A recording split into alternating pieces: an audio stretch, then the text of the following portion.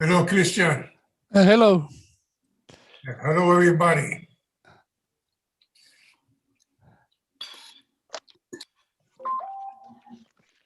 Hello, Stephen. Hello, sir. Hello, everyone. Christian or Mark? Hi, Madeline. Hi. Do either you see the inspector or the captain joining us yet? No, not yet. All right, we'll give it a few more minutes. We're starting off today with the public safety section, and neither of our speakers are here yet. So why don't we just give it a few more minutes, and if not, we'll start with Plan B. But that's what we're waiting on, everyone.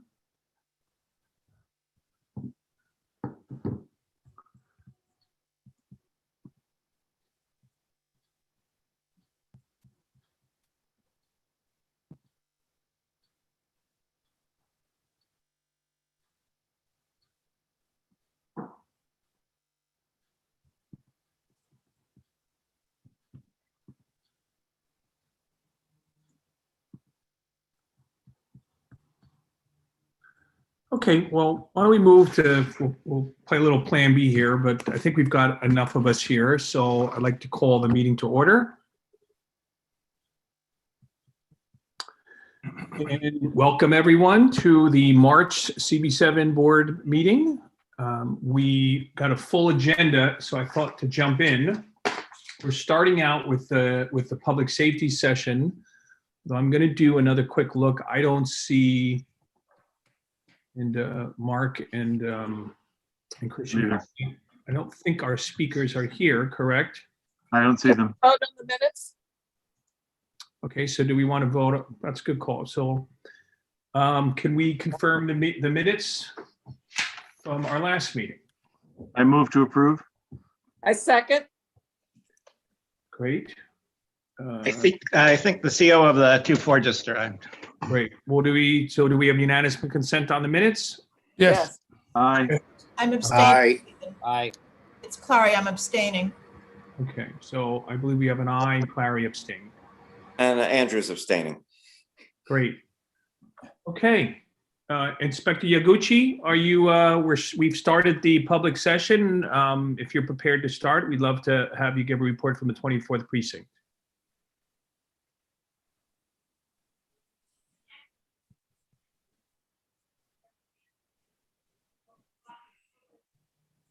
We'll wait a few minutes. I know that I see someone has checked in, but it's still a dark circle.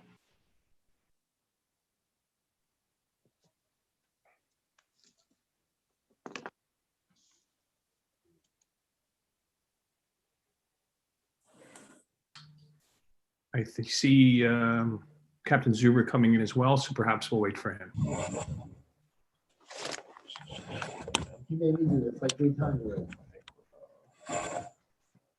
Inspector Yaguchi, are you available?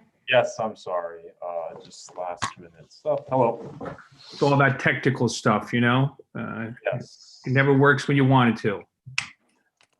We're very forgiving here at CB7, so I'm helping you out. Great. Well, I see that we have both our speakers, but Inspector Yaguchi's available, so we'd love to hear your report from both of you, and then we'll open it up to any questions and any questions from the community as well. So please take over. All right. Just a quick little recap for the first 2 months of the year. We are doing pretty good crime-wise. Last year we were up in burglaries. For those of you that watched me last year, you all know that burglaries were a constant problem for us throughout the year. The first 2 months we're actually down, which is great news. Robberies also, we are down compared to last year. So crime-wise, we're off to a good start. Unfortunately, we did take a shooting the other night on Sunday night, a little before midnight at 104th Street and Columbus Avenue. We basically had an individual right outside the location. Looks like a group of males comes from the north, walking southbound on Columbus and fires shots at the victim. There's an exchange of gunfire between our victim and the perps as well. So the incident's under investigation. We really don't know in terms of which individuals or subjects or where they're necessarily coming from, but that's the news from the 2-4. Thank you. Well, let's hear from Captain Zuber first, and then if there's questions, we'll open it up to both of the COs. Captain Zuber, thank you for coming. Thank you. Good evening, everyone. Yes, we've also been doing very well here in the 20th precinct, and I think it's important to note that we're coming into a very odd time now. If you look back exactly 1 year, this is when the city started shutting down during the COVID, the initial COVID crisis.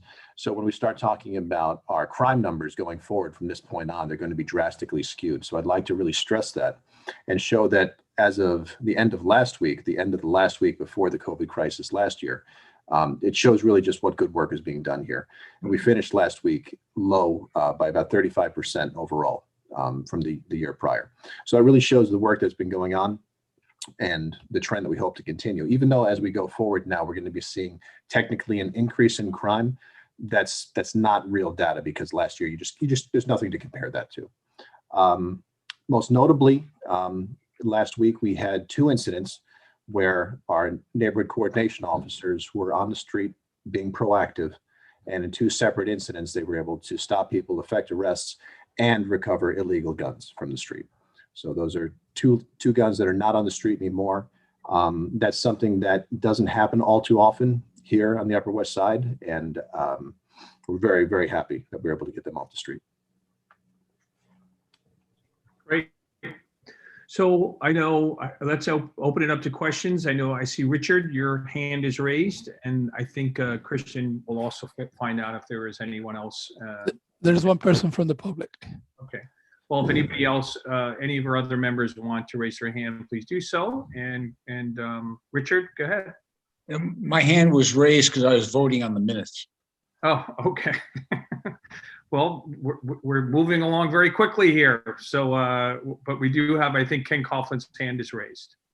Yeah, Captain Zuber, I was wondering if the barriers that have been up in front of the on the precinct side of the sidewalk are still up. I'm sorry, I haven't been down there in a week or two, but and if they are still up, how long you think that condition will continue?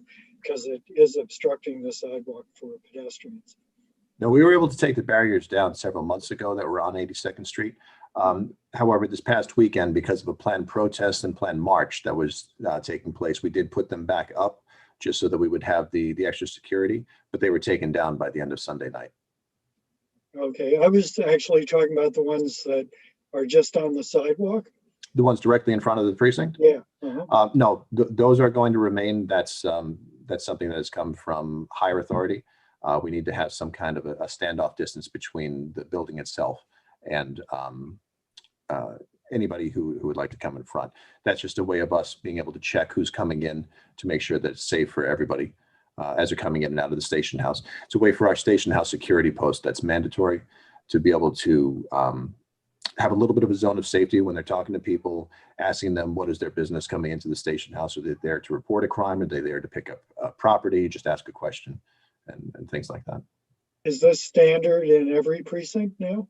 It is. As a matter of fact, I was downtown at the 13th precinct yesterday, and they've actually still, not yesterday, I'm sorry, 2 days ago, they're still at their level of safety where they were over the summer. They have police cars at both ends of the street with barriers stopping everybody from coming onto the street unless they live there. We up here have decided that that's no longer necessary several months ago, and we've stepped it back to just the area directly in front of the precinct. That's also where we're parking our marked police cars. So it's an extra layer of security.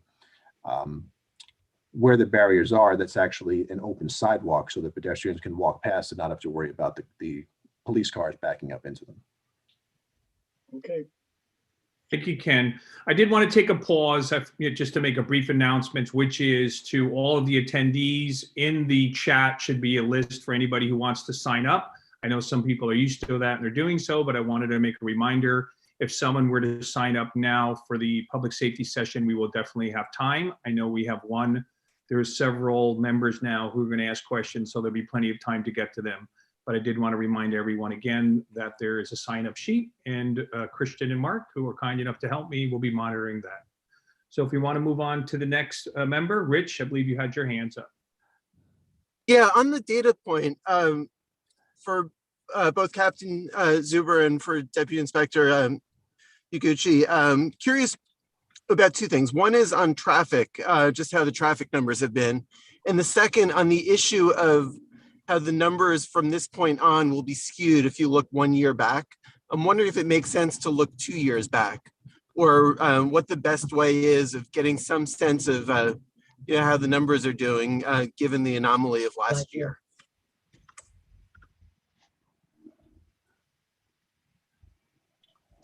Data-wise, we do look at the CompStat page does show like a 2 year.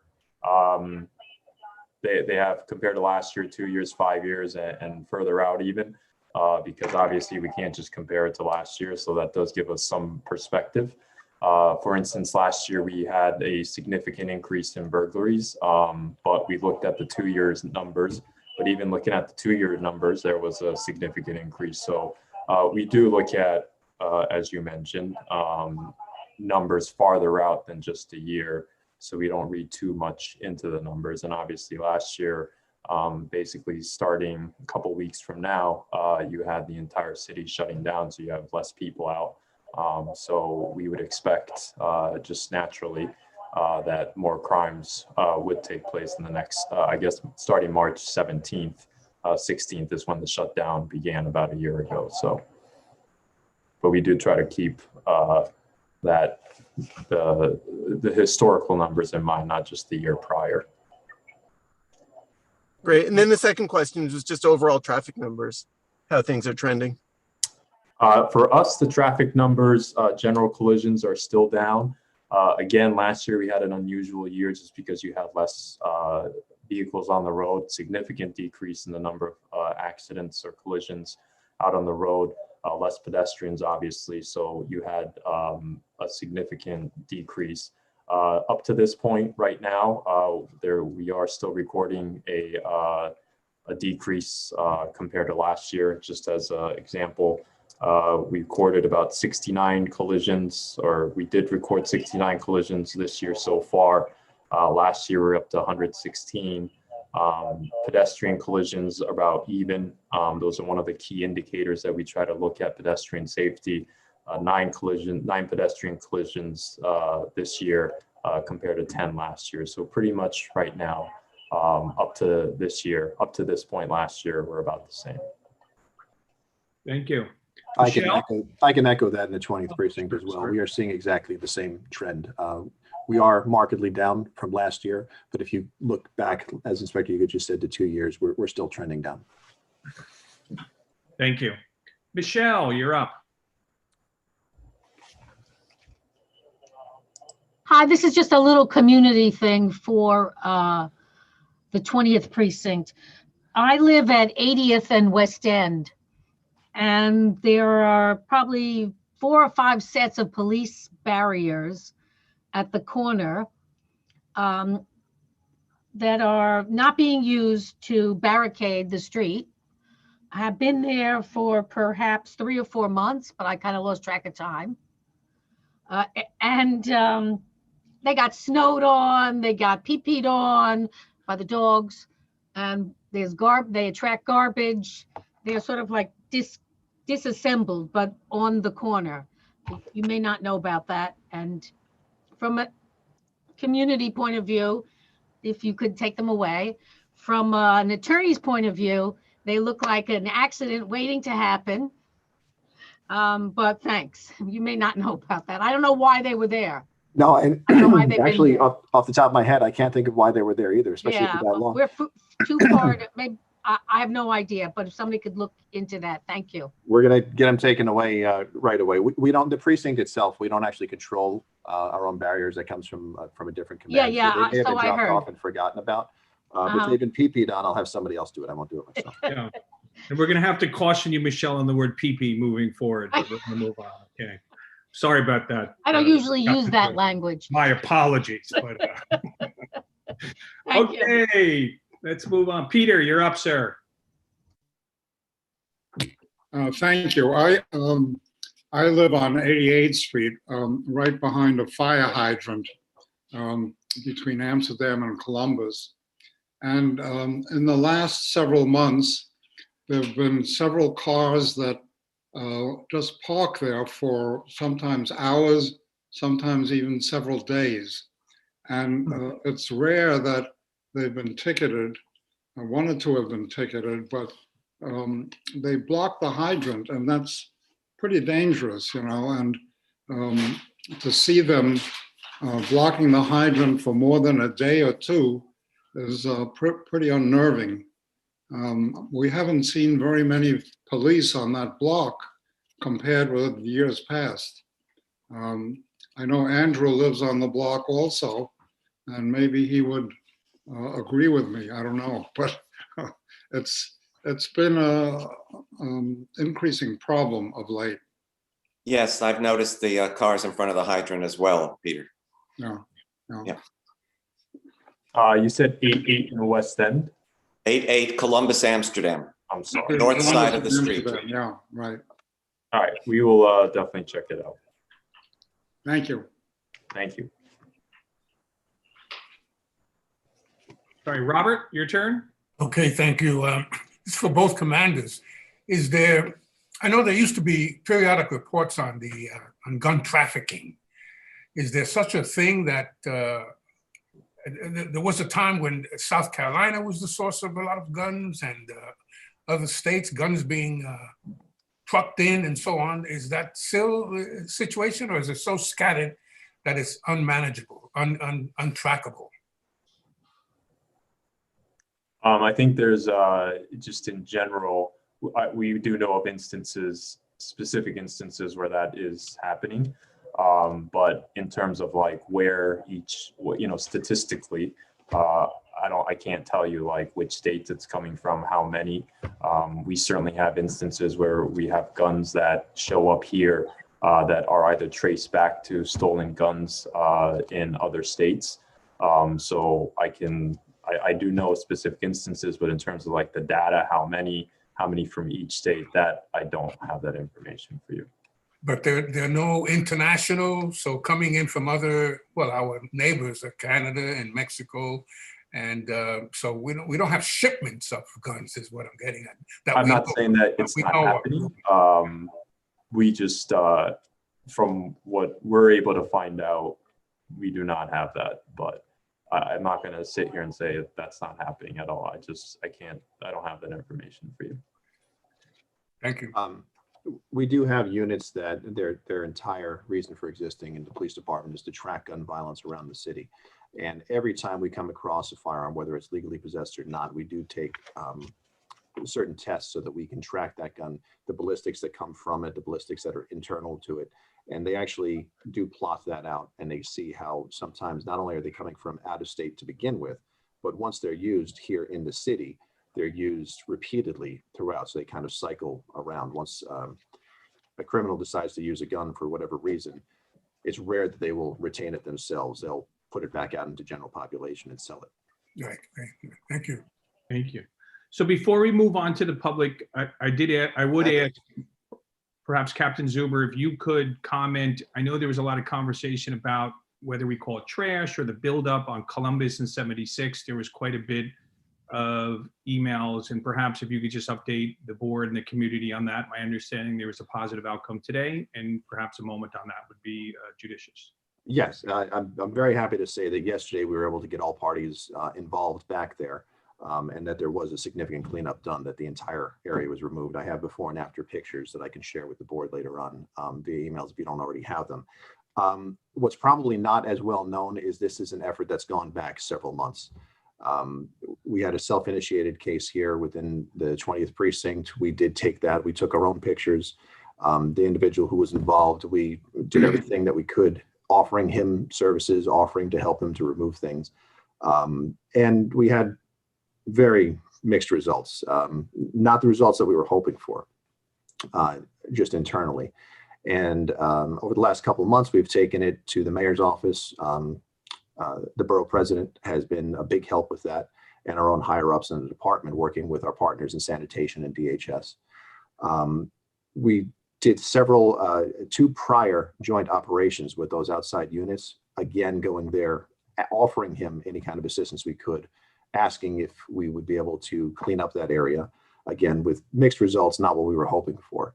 And it did come to a head yesterday, where we were able to actually go and finish the cleanup.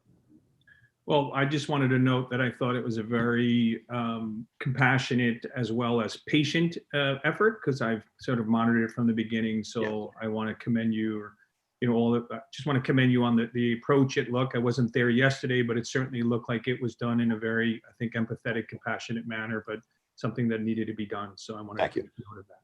Thank you. Great. Christian, do we want to open it up to the public now? And there is a Q&A. I will read the Q&A. Richard, he signed up. Yeah, I just have a really quick follow-up question about what you just said about conducting ballistic tests on guns that are recovered. Are you essentially doing the equivalent of a DNA test and then looking back at recovered bullets to see if it matches that pistol? That's actually a really good way of putting it, because that's essentially exactly what they're doing. That's fascinating and amazing.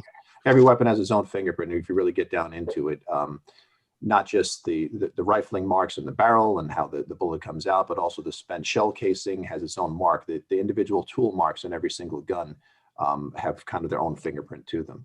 And on top of that, we also do actual DNA tests, because every firearm has been handled by a person. So we're actually testing the DNA as well as the fingerprints on every gun. And we've had quite a bit of success with that. We've unfortunately, through experience, we've gotten very, very good with it. Thank you. That's fascinating. Thank you very much. Thank you. Okay, so we have Belinda Anderson. Yes, hi. I can't tell if you can see me, but I hope you can hear me at least. We can hear you. We can't see you. If you put the video on, we'd see you, but we can hear you. Yeah, I don't seem to have that option, but okay. Yeah, you should now. You should be able to do it now. Thank you. Okay, I think we're good now. Hi, my name is Belina Anderson. I have a question regarding criminal activity on West 110th Street. I live in Cathedral Gardens condominium, which fronts on West 110th Street between Manhattan Avenue and Columbus Avenue. And my apartment is on the back side, which is on West 110th Street. My 25 private non-institutional owners come in through West 110th Street. The dormitory faculty student housing has an entrance on Manhattan Avenue. And since I moved into the building, there have been 3 fatal shootings on West 110th, just between Manhattan Avenue and Columbus Avenue alone.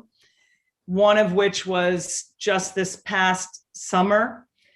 Amid all the firecrackers, I was actually able to distinguish a sound or sounds that sounded like gunfire.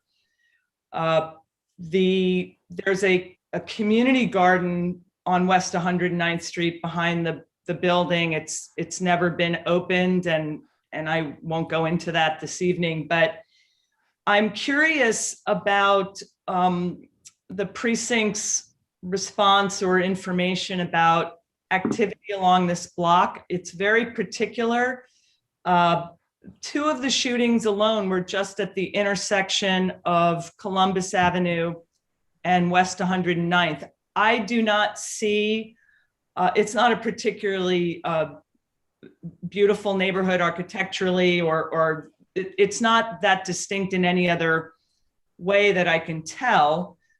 We are on the very edge of Community Board 7's northern, we're on the very edge of Community Board 7 On the other side of the street is a different community board. I don't know where we lie within the precinct, but there doesn't seem to be a lot of street activity either during the day or night that would suggest what's going on or what would account for 3 fatal shootings, one of which was, I believe, an execution style or retaliatory. Thank you, Melita. Could you ask the question and so they can go forward? And that is what information do they have about what might explain the number of fatalities, which seems high, fatal shootings, which seems high, but maybe is not, sadly. Thank you.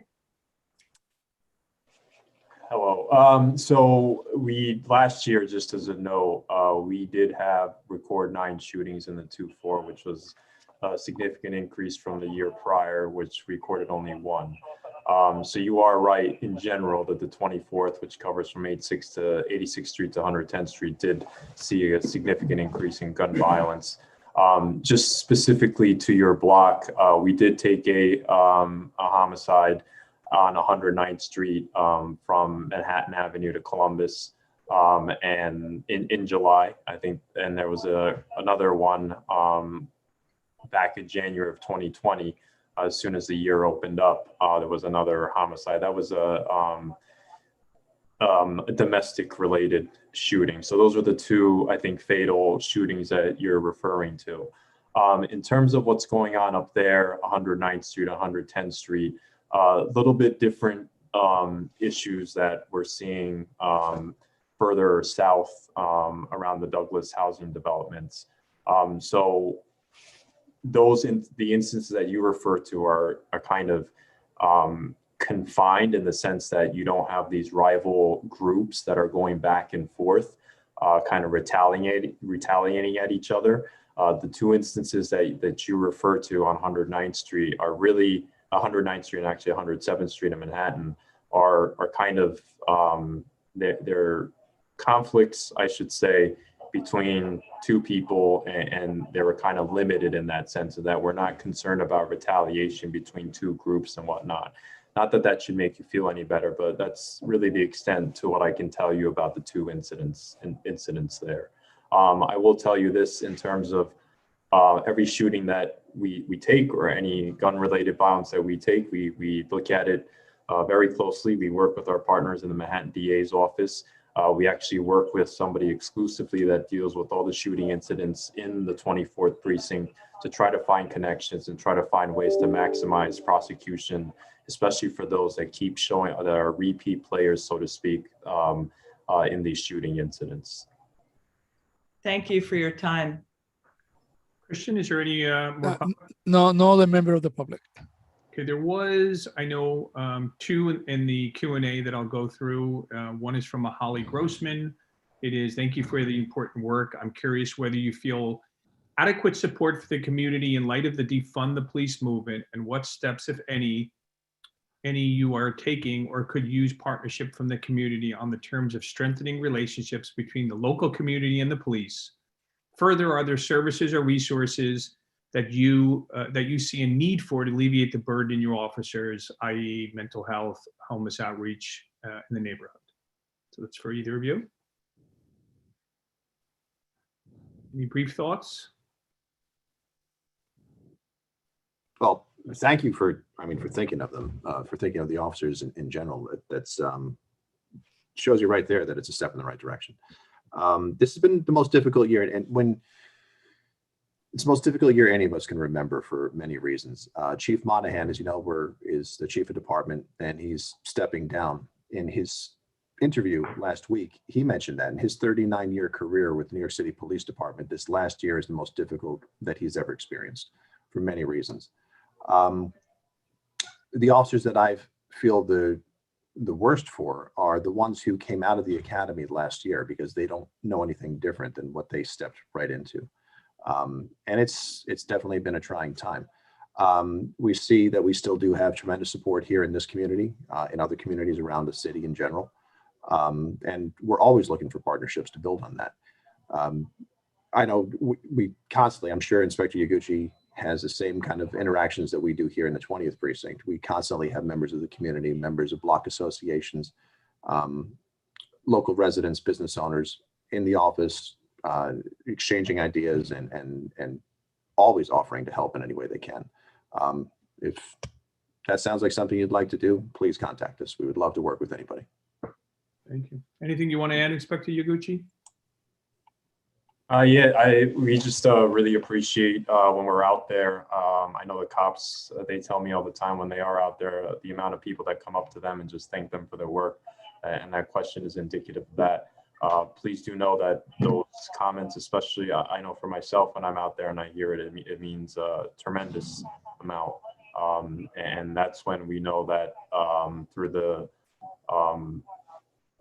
we hear in the media, so to speak, maybe the voices, but we do know that there's a lot of people out there that do support us, and we definitely appreciate it. So thank you.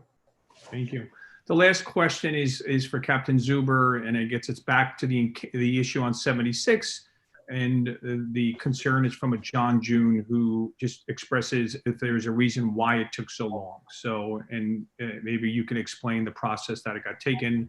The concern is that it took perhaps longer than he would prefer, is the best way I could, ask the question, but perhaps you can explain the process that you went through and the timing that it took. Yeah, and if I can read between the lines, it sounds like there's a great deal of frustration. I know that we dealt with a lot of people from that neighborhood. There's a school right there, the people who are taking their children to school. And we do feel that frustration also. So in the last couple of years, there's been a significant change in the way that we approach homelessness in general, emotionally disturbed people, and homeless encampments. Some of it's for the better, some of it still has some flaws that we're working through. The NYPD technically is supposed to no longer be the lead organization, the lead agency when dealing with homelessness and when dealing with homeless encampments. That said, they have not really identified who is going to be the lead agency. So when we go out for our joint operations, the mission, the role of the NYPD now is to be there for a safety standpoint and to make sure that there's no criminality. But DHS and sanitation are sharing the lead on what to do. So if there's anything that needs to be cleaned, it's going to be sanitation doing the cleanup at the request of DHS. With our previous operations, we went out, as I said, over the span of a couple months. We requested DHS to accompany us. We requested sanitation. We had members of the legal department from New York City. And at every step, they had certain questions they had to ask. They had to offer services. And we were not given the go-ahead to give any kind of enforcement action because there was no criminality, luckily. And they weren't willing to remove his belongings such as they were until this week. Okay, well, thanks. We appreciate you taking the time. I think that's the end of the public safety I section. have a question. Madeline is on the. Sorry, Madeline. A quickie. Okay, sure. Apologies. I want to thank you both for the work you do in your precincts. With all this insurrection in the Capitol, how is the precincts or police officers viewing that they found a New York City police officer involved in an insurrection? How are the precincts dealing with that it may be some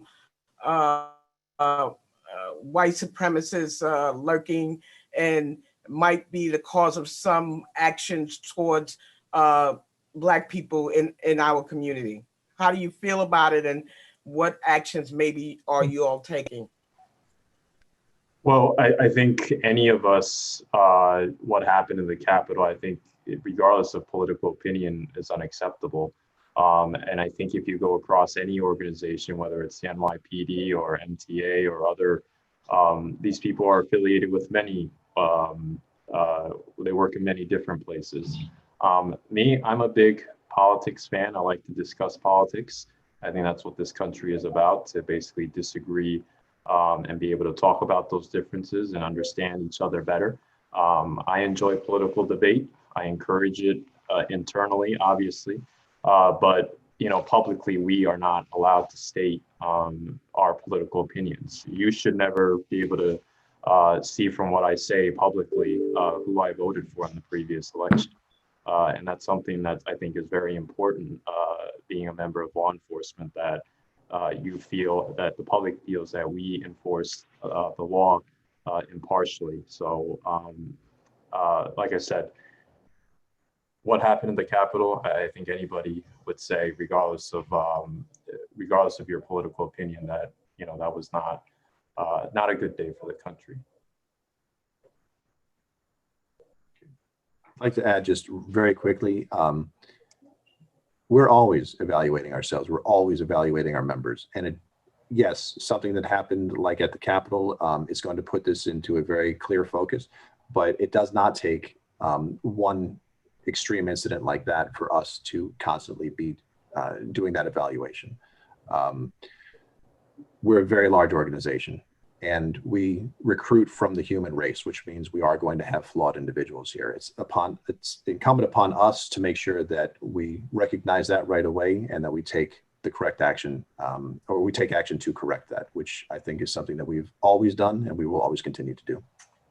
And as one of the persons who live in Douglas houses, which I know a portion of the crime comes from, I do appreciate you all doing your work, and I hope you'll be able to work with us a little better in the future. Thank you for everything. Thank you. Thank you. I see Elizabeth, I see your hand up. Did you want to ask a question? Yeah, I don't know if this is too controversial. I'll be real quick. But just if there's any word about what happened, to Madeline's point about somebody who's been a regular at our community board meetings who was investigated by the FBI for being part of that movement on the Capitol. If you know anything about that or have any news that you could share with us. I'm aware of the incident or what you're talking about, but I don't think that's something that I can get into, certainly not in this forum.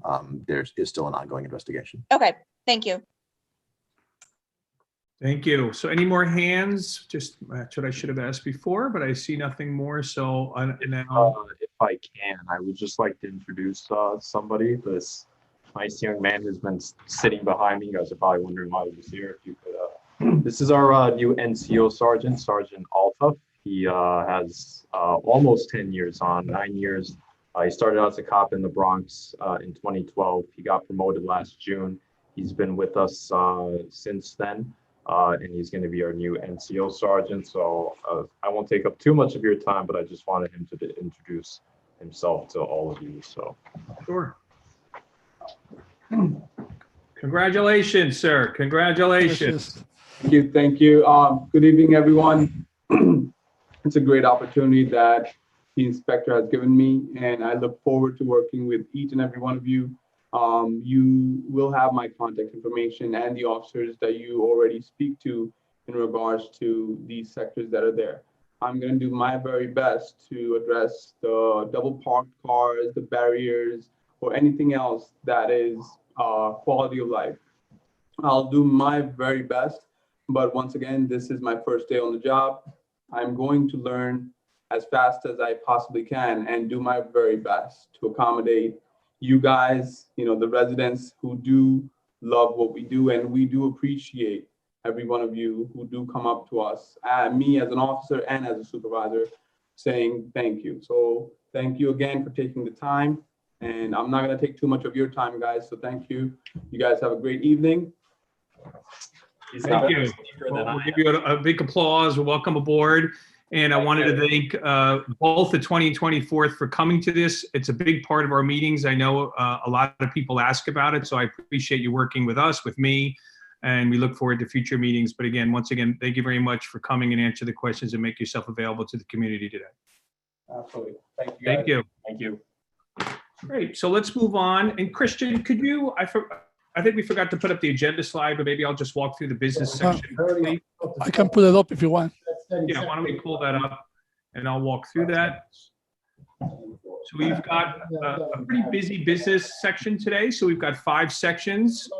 Again, here is our agenda for the day for some people who don't go to the website, but we've done our public safety session and we're moving on to the business section. We've got I think, 5 different groups, which is BCI will present, preservations will present, and then we have 3 resolutions that come from transportation, health and human services, and then youth and education libraries.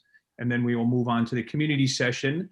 What I will note is we may take some pauses from time to time for speakers that may come in, particularly elected officials that may have some timing issues. So with that, let's move on to the business session, and let's hand it over to Christian, who already is in control, but he'll work with partner Linda Alexander. I'm sorry, Stephen, I think Shelley had his hand up. I think Shelley had a question. Yes, thank you. I want to make the point that we don't have a resolution from Health and Human Services tonight. We had a very special meeting, a very enriching meeting, a very informative meeting, but we decided not to have a specific resolution for you tonight. So we've now abbreviated the agenda. Well, Shelley, anytime we shorten the meeting, you become a very popular person. So you are the man of the hour at this point. I'll give Catherine credit too, and the whole committee. I see a lot of smiles, but no, I know that I will take the moment to commend HHS on a wonderful meeting. It was a very powerful meeting. Rosa Arenas really took a leadership position, and we were really ecstatic with the work that she did. And I want to acknowledge that meeting. And if something comes out of that in the future, we will anxiously await it. But today, we will take the extra 25 minutes. Hey. Hi, guys. Over to you, Linda. Christian, we had one resolution. It was 50 West 72nd Street. That is going to be another Friedman's. That's a second unit of Friedman's. For those who love Friedman's on 72nd Street between Columbus and Broadway. They're going to have another one between Columbus and Central Park West. So 2 units. Hopefully they'll be there for the long run. The hours were 7 a.m. to 11 p.m. So they're not going to have loud music craziness. It's just going to be delicious Friedman's. So any questions? Barbara. Got to unmute yourself. Unmute. Just unmute, Barbara. Oh, there you go. Excuse me, I'm sorry. And this is so petty. I'm really sorry, but completely in favor of this. Just that Friedman's is spelled wrong and I thought you might want to correct that before you send it down to the SLA. Thank you. Thank you. No, it's good, important. Anyone want to call the question? Anybody from the public? Call the question. Second. Okay, second. Okay, so all those in favor, raise your hand. Great. And what the vote is being tallied, we also want to tell you that next Wednesday on our meeting, we're going to have a representative from DOT and DCA to talk about the future of the open restaurants, for those that are interested. So we're hoping to get all the restaurants. We want to see the members of the community because there are a lot of issues here. So how long, we know the curbside is going to continue, but we don't know some of the configurations. When it gets warm out, are they going to have fans instead of heaters? What's the situation with our outdoor unenclosed sidewalk cafes? A lot of issues. Hope everybody's there. March 10th, 6:30. I know you guys have worked on it quite a bit. I think someone from DOT and maybe DCA is going to be there as well. Yeah, so we've got reps from DOT and DCA. So a lot of Ds will be there, but I know that's going to be a very good, very informative meeting. So, Bev, are you counting, Bev, or is Julian counting? I can do the count today. Bev is taking minutes, and I think I see 40 people's virtual hands raised. Yeah. And I see Paul Fisher voted in the chat, and Polly Spain is raising her physical hand. But I think that's everyone. Oh, and Stephen Brown is raising his hand as well. And Linda. Oh, and Linda, thank you. Yeah, sorry, I'm here. Sorry about that. I should stop talking, start paying attention. Any questions? Just give a holler. So, okay. Okay. Guys, let's go. I think we're good. I think someone needs to mute. Yeah, and Christian, I think you might have your microphone still on. Yeah, I do, but. All right, so the final vote. Yes, hands down. We have 44 yeses. 4 layers on top of this wood floor. But I mean, I'm glad that we got to do all this work, Please mute. Do we know who's doing that? I think it's coming. Oh, there we go. Okay, I think it's been solved. Okay, can we have no votes? Any no votes?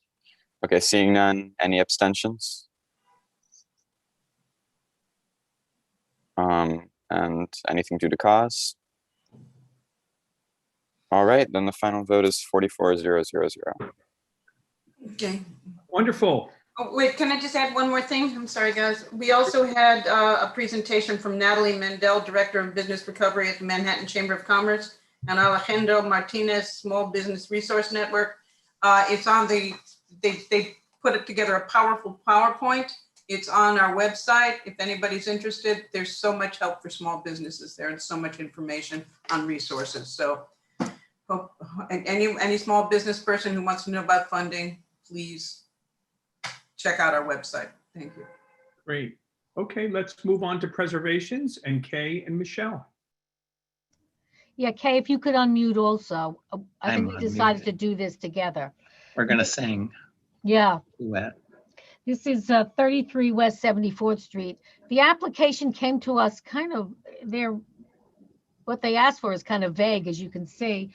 So their real requests can be found more specifically in our resolution. So a little more exacting. It took a while to get, because they put together what they wanted to do on the outside of the building, which is our jurisdiction and that of LPC, and what they wanted to do on the inside of the building, which is not our jurisdiction. Excuse me, Michelle, do you want me to put up the slides? Yeah, if you don't mind, thank you. See if you can maybe make sure that, yeah, let's do the roof first. They need to put up a bulkhead because they're putting an elevator in the building. They're changing this from a 2-family to a 1-family private residence. Let's see.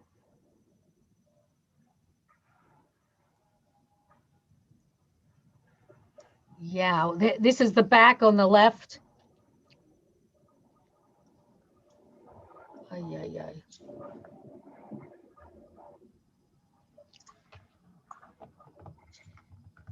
Do you see what's going on, Kay? Could you talk to this?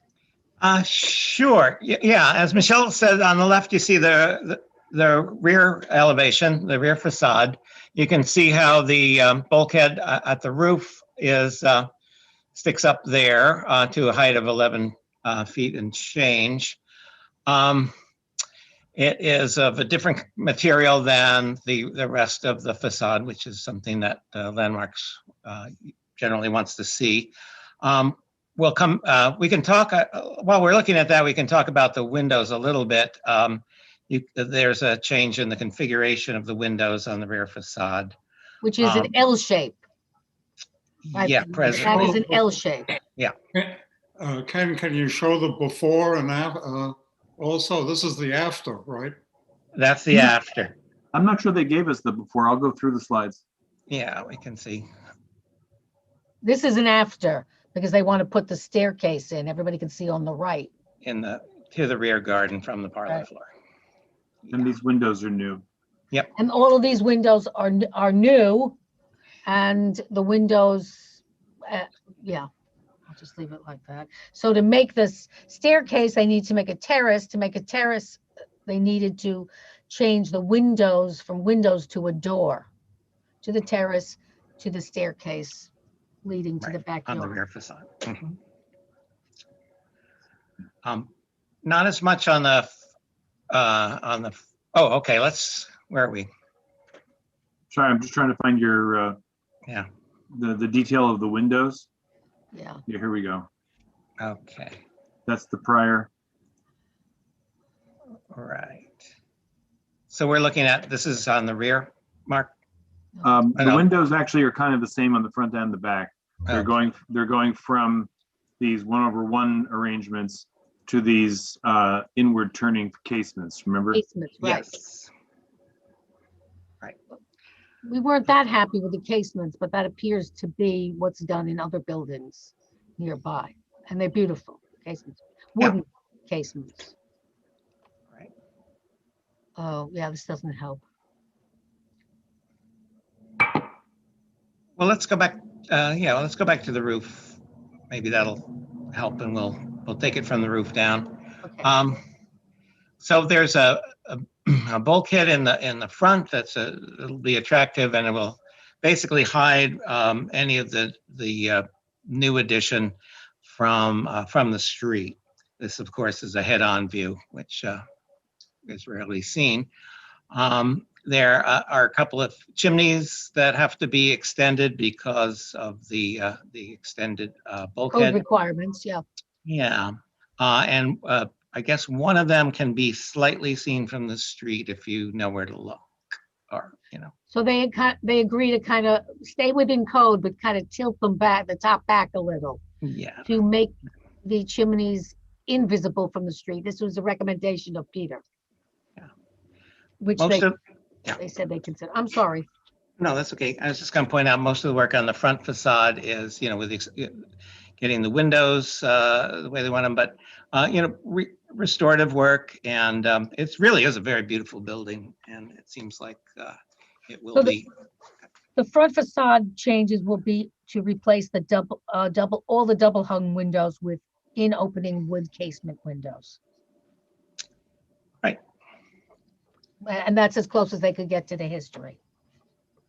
With respect to the bulkhead, it'll be 11 foot, 11 inches, not visible from any public way, uncoated copper cladded with steel doors and a skylight. We spoke about the chimneys to be in code, and the two chimneys that are slightly visible from 74th Street will be tilted slightly. I don't know how that's done, but Peter knows better, and they said the architect said that they would work with that.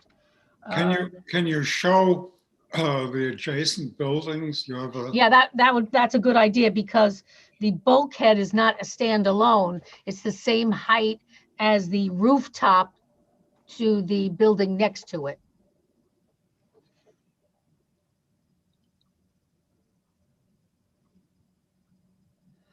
Yeah, you can see it there.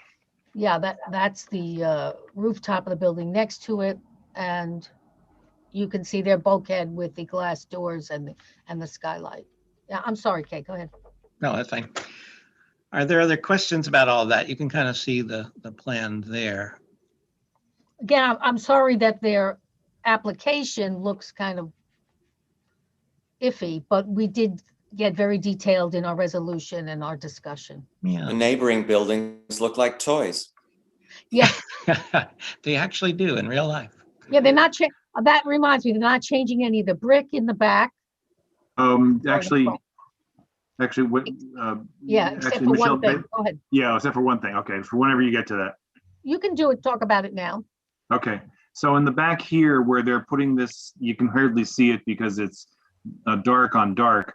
But as Michelle pointed out, they're turning one of the windows into a door so that there's a staircase leading down to the backyard from the parlor floor. The frames around this window, the existing window, and around this existing window both have sort of typical rear yard corbelling, which are those stacking of bricks to form a sort of a decorative pattern. And their proposal is essentially to eliminate all of that and to bring the whole rear facade out to the plane of that corbelling and lose the corbelling, which is one of the reasons why I found myself voting against it. I voted against this because of that effect and because of the casement windows, which I don't find to be consistent. I'm not as worried about them on the back facade, to be quite honest, but in the front facade, I find them to be inappropriate to a townhouse of this vintage. So I'll shut up now. It's good to hear you. It's good to hear these criticisms. I'm sorry, I just popped in. No, it's okay, Ethel. But we'll wait to see what LPC says. They may say that the corbels have to be included in the design for the same reason that Mark said. Okay, you guys ready for questions? Sure. Okay, We are. your hand up. Should I leave the slides up or? Can you Probably. put the original elevation on? Do The we what? have drawings of them? Which one, Paige? I'm sorry. The original elevation of the front facade. Do you have that? There was the one before with the front and the back. Is that what you want? I don't know. Is that, I thought that was the proposed. It was. No. Oh, the existing. Do we have The an existing? existing elevation, if possible. I don't know if we have it. I don't think we have it. Wait, Well, what's the They question? have to submit that as part of their application. Well, that may Right. be. I'm sure you're correct, but I'm telling you what we've got, not what they should have. But you're going into the details. The lower the number is where the original facade should be. Someone put in the chat, it's in slide 7. Thank you. Thank you. Thank you, thank you. There you Thank go. Okay. Okay.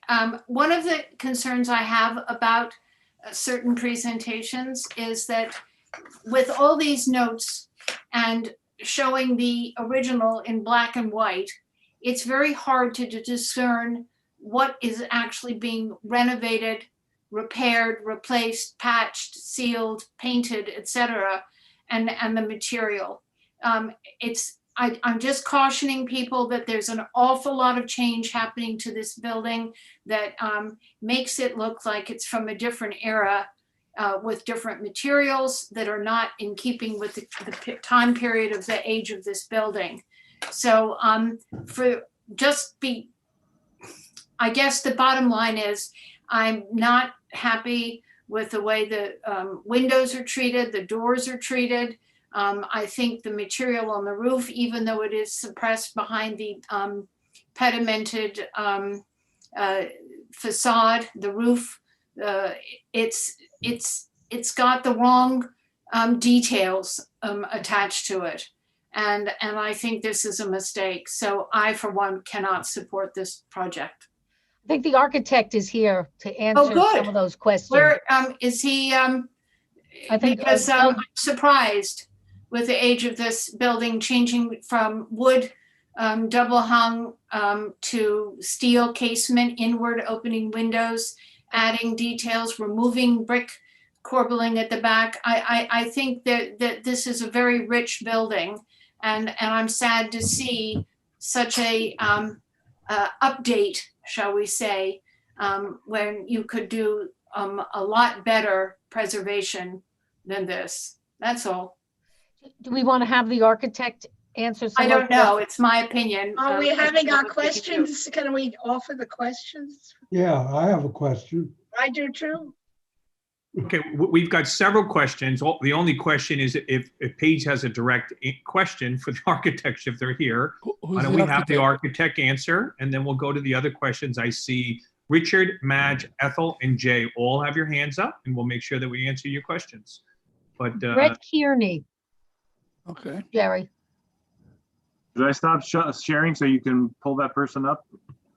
that may be a little easier. It's tough to do, in this. I can always go back. I thought the casements were wooden. That's what my notes say. Brett, you could speak now, and I'll try and promote you, Okay. but you can speak as you are now able to speak. Yes. Also promote it. Good. Thank you, Christian.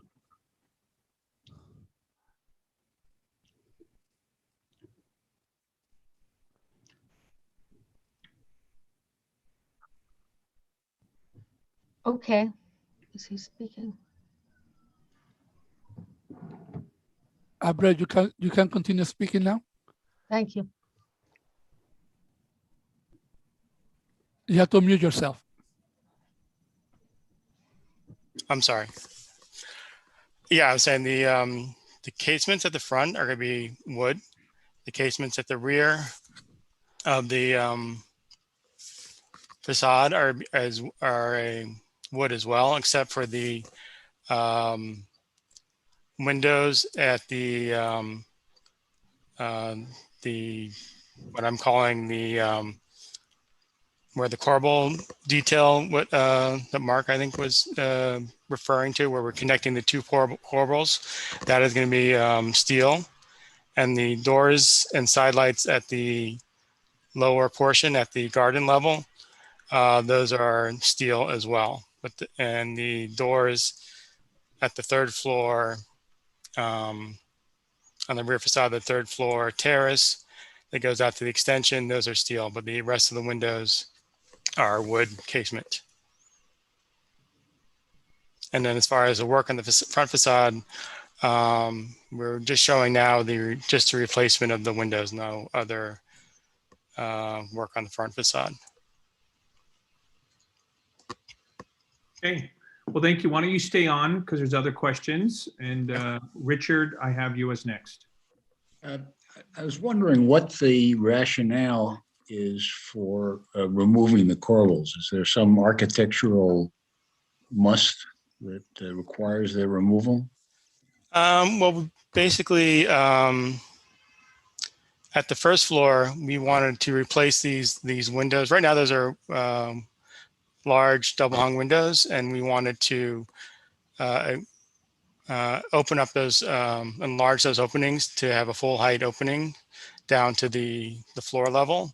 And the corbels are right now above the floor level. So by extending the opening down to the floor level, we needed to extend that portion of the wall down as well, so we had an infill below the corbels to accommodate that. So the only reason for removing the corbels is to enlarge the window? Yes, we're enlarging the window, lowering it down to the floor level, and at the first floor level, that's going to be a door out to the balcony, and then to the stair down to the garden level. And then at the second floor level, that we're just enlarging that opening down for basically a door, a French type door, like a Juliet balcony. Thank you. Thank you. We'll keep going up. Madge. Well, I will say it was Ethel, J, Madge. Luisa, I see your hand physically raised now at the corner of my eye. But let's go to that order. Ethel, J, Madge. Can I? So I'm next, Steve. You are, Ethel. Thank you.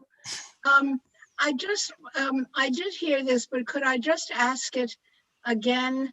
I believe the co-chair said at the beginning of this presentation that the casement windows, which are after all a very major change in this application, that other buildings on the block had already done that, so that there was a consistency. Is that correct? At the first floor levels in the two adjoining buildings, they are, I think they have casement windows. Of the same type and height and so on? At the first floor of the adjacent building, yes. Yeah. Okay, so thank you, because at least to my eye, it seems to be quite a large intrusion, though it may be helping the people who own the building, who are planning to convert it to a single family. I will say very quickly, I have rarely had as much difficulty, and it may just be me, understanding the visuals. I found the diagrams particularly incomprehensible, particularly on Zoom. And maybe it all was Zoom, but there were so many different questions that I would never take the time, but that I needed to understand to understand visually what was being said in words. So I really think there's a question. And lastly, the original points made by Paige seem to me to be very important. And I was going to ask the same question Richard did, because I have why this has to be done about removing the corbelling. So thanks for the reply. I think there are real questions. Thank you, Ethel. Jay, you're next. Yeah, I just wanted to at least clear up a couple of things, and anyone can correct me if I'm wrong. I know Paige unfortunately wasn't at the meeting, and she said that there's all kinds of materials and changes and so forth. My recollection is the two changes, that the front facade, the only thing that's being changed is going from the double hungs to the casements. Is that Brett Kearney? Yeah, that's correct. Yes. So there are no other changes, substantial or otherwise, on the front facade.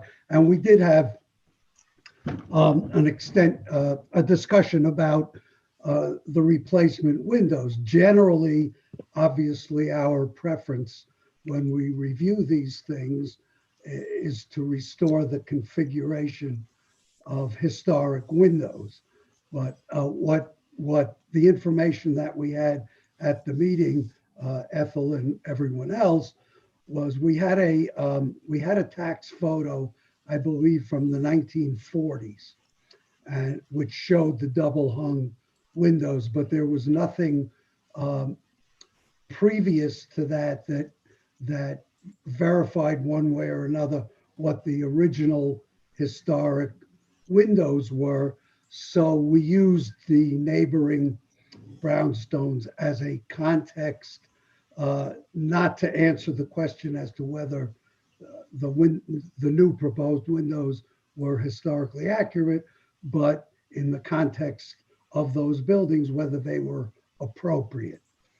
And that's the standard we use. And there were no other changes on the front facade. So everything else is being restored as it was originally. The material on the rear, the brick material on the rear, is also, they're also maintaining the brick on the material on the rear. And Mark raised the issue of the corbelling for him as a disqualifier. And we had some discussion about, now, one of them had to be removed to convert a window to a door. There's, if you're going to have a platform or a terrace, whatever you call it, and access to the garden with a stairway, you have to have a door, obviously. So that had to go all the way down. So the only issue was whether, and Mark, maybe you can correct me, if it was one other window that had corbelling below it or two. I don't remember. I'll jump in really quickly to answer that. They are losing the corbelling on two sets of windows. And to add my experience on the committee over the years is that typically when they need to convert a window to a door, they continue the brick work because the corbelling frames the window. It doesn't just go underneath it. So what they typically do is just lower the whole thing and continue the pattern down rather than eliminating it altogether. That's what I would have favored here, but that was not an option for the designer. Okay, then your memory is better than mine on that.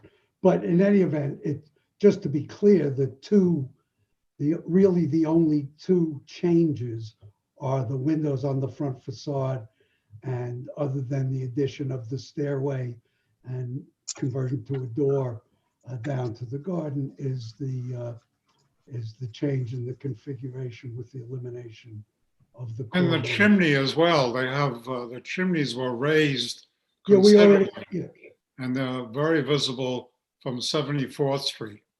Not very, but they agreed to adjust them. Peter and Paige, if I'm not mistaken, the height of the chimneys is mandated by the building code, and they agreed to temper the visibility substantially by bending, if you will, toward the two that are visible towards the rear of the building. Yeah, And that was done at Peter's suggestion. I just want to clarify, if I can. On the eastern one, we said we would lower them as much as allowable by code. And since the eastern chimney are more than 10 feet away from the bulkhead or our bulkhead, we can lower those so that by about 3 feet. So they're no higher than our bulkhead. And And then on the western one that Mr. Sampson was talking about possibility of moving those, angling them back, going back, looking at our drawings, there's only a distance of 9 inches between our existing chimney and the existing penthouse next door. So at most we'd be able to shift it back 8 or 9 inches. Okay. I like to keep moving. I'll make a note. I do think, to clarify, I saw some notes. Paige was at the meeting, just to clarify that. I just also want to make a comment. We've been talking about this particular property now almost 25 minutes now. So I know it's an important property, but we're going to keep moving on. I see your hand raising, Paige. Let's keep moving on with questions. I wasn't there. Oh, I okay. wasn't He there. was not at the meeting. I was not at the meeting. Apologies then. Sorry. I thought I'm getting notes all over the place, and the phones are ringing if you can hear to let me know that you weren't there. So anyway. Be at the next one.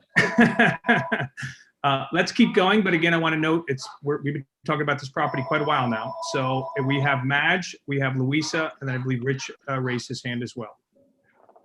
I was at the meeting and I had second thoughts because never did we see side-by-side pictures. We saw pages and pages about the interior, but we never saw a side-by-side picture of the existing and the proposed facade, how different the windows might really look. There was nothing. Am I wrong? The architects there, was there any side-by-side picture of the facades?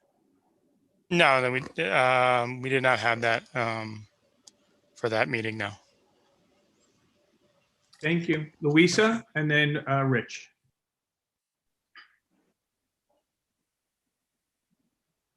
Need to unmute.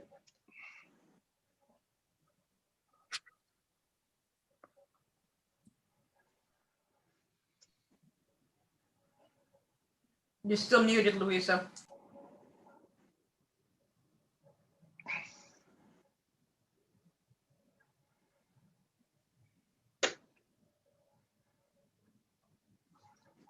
Very often these buildings are done in sets of 2 or 3 or 4. So it is possible to see buildings that would be over 1 or 2 on the block that match this building. And were you able to check out those windows or windows of a building of a comparable age? It seems odd to bring in casement windows in a building of that age. Yeah, So I would say the buildings to the west are the adjoining built as at the same time. They all have double hungs in the upper levels, and they have a different casements or other at the first floor or at the parlor level. can I ask why you didn't do 1/1s? That's more just a client preference.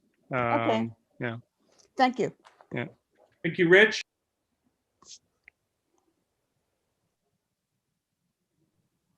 Rich, you still here? You're pretty good. So if your hand's not, we'll give you a couple minutes, seconds. Bueller falls and we'll move on. Can you hear me? We can hear you now. Hello? Okay, good. My headphones must not be working. Okay, so I have a question and also a comment. The question is there any enlargement of the back, or is it just adding the staircase and changing the window casement? And I apologize for the dumb question, but we didn't get the materials and it was hard to tell from what was on the screen. No, the only enlargement is at the roof with the bulkhead, and like you said, the balcony and the stair to the garden level, but no enlargement in the rear. Okay, and my comment is, I feel that this is an imperfect process, and I know that we're dealing with issues with COVID, and we're not all in the same room.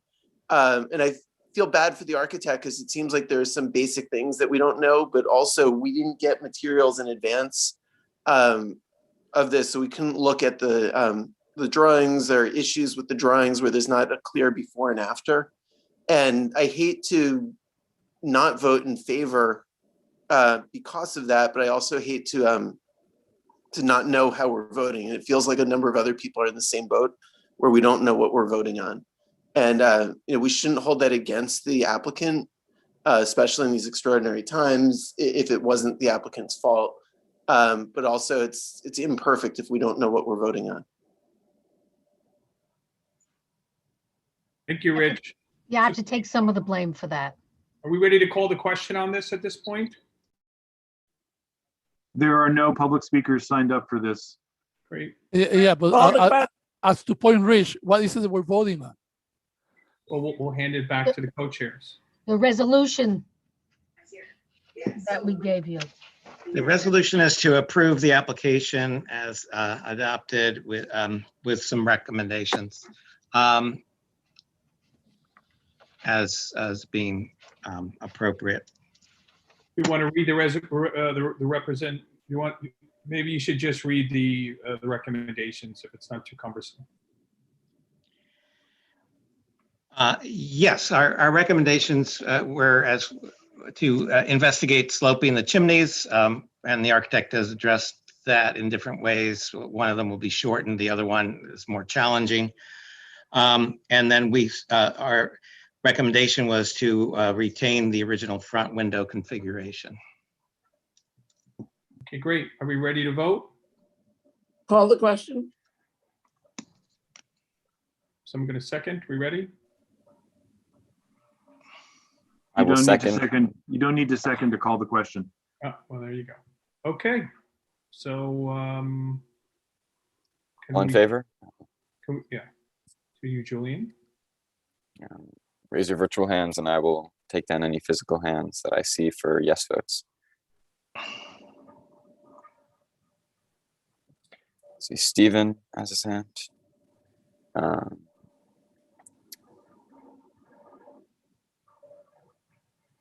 Any other physical hands for yes votes? Okay, and I see 25 raised virtual hands for yes. All right, we can put hands down now.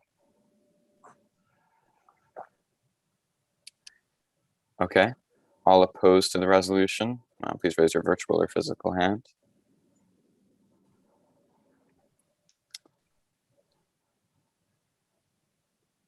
I see Paul Fisher in the chat. And any other no physical hands? Otherwise, we have 7 virtual hands. All right, all hands down now. And all abstaining.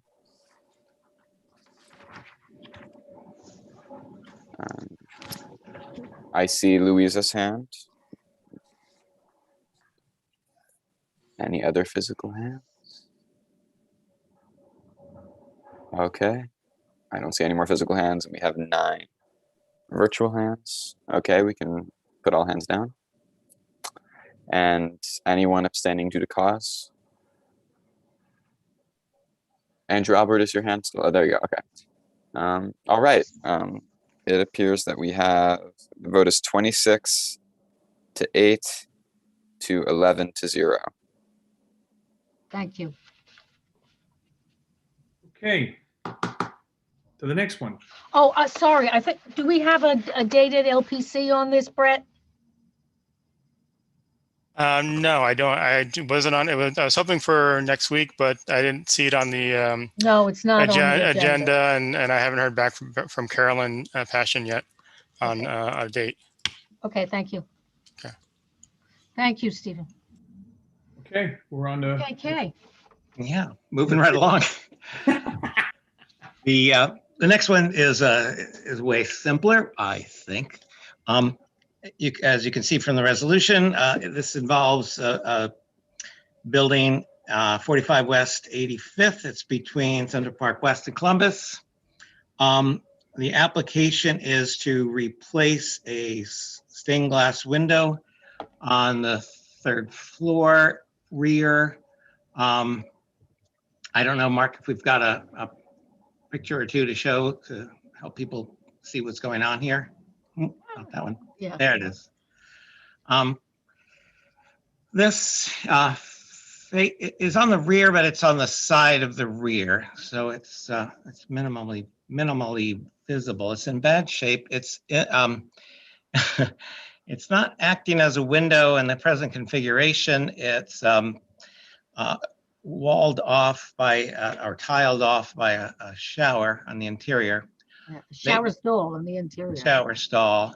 And because of issues with mold and so forth, as well as the deteriorated window, the owner of the building would very much like to replace this with a window, as you see there in a small diagram, that is glass on the bottom, opaque glass, and then on the top would allow for some steel that would allow for an exhaust louver from that restroom. She proposes to take the window down and save it for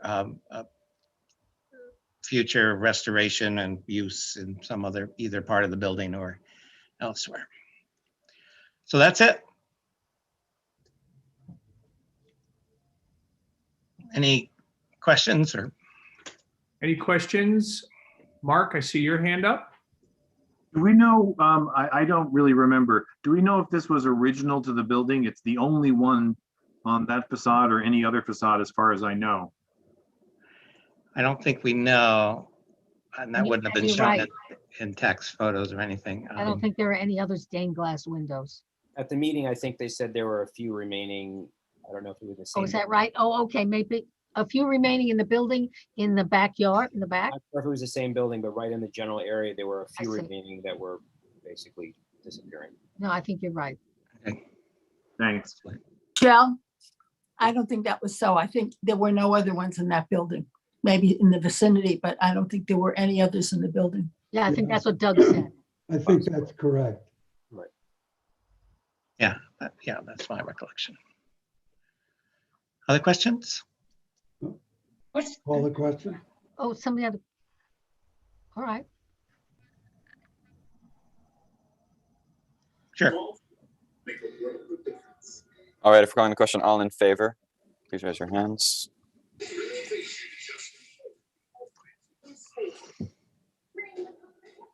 I see Paul Fisher in the chat as a yes vote. Any physical hands? I see Steven's hand as physical. Any other physical hands? No? All right, I see 36 virtual hands. You can all lower your hands now. Any no votes?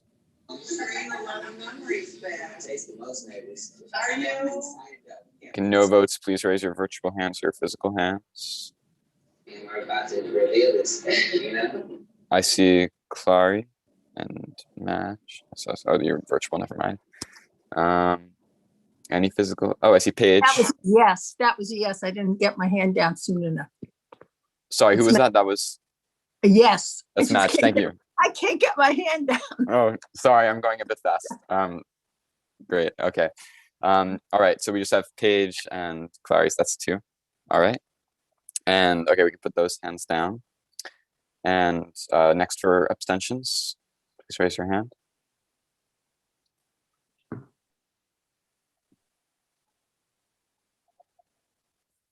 I just see one hand for abstentions, I think. Yeah. All right. So the final vote is 38 to 2. Oh, yeah, there's no abstentions due to cause, right? No? All right. The final vote is 38 to 2 to 1. To 0. And this is on the LPC calendar for the 16th of March. Point of clarification, disqualification is not an abstention, correct? Sorry, yeah, I've been saying it as abstaining for cause, but it's more. I think someone else definitely knows the disqualified for cause. There's some I just know the for cause part. Yeah. Ineligible to vote. Ineligible due to cause. Yeah, there we go. Thank you. I will remember that next time.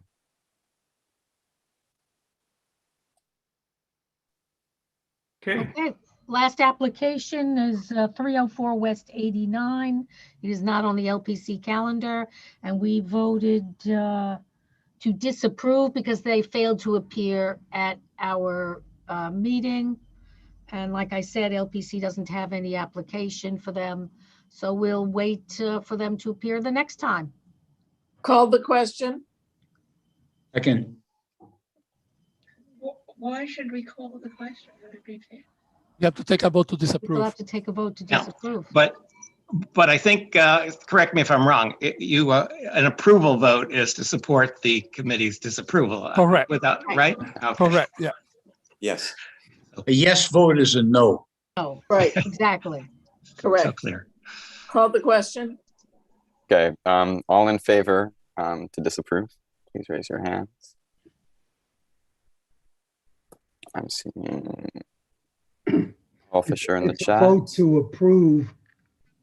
It's a vote to approve The disapproval. To disapprove. Yes. And I see Stephen's physical hand raised. Otherwise, we have 39 virtual hands. Okay, unless there's anyone else, I think we can put everyone's hand down. All right, anyone voting no?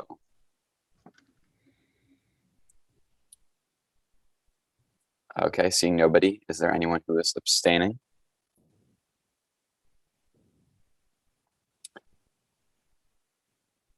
I see one panelist hand. Madge, is that you're raising to abstain?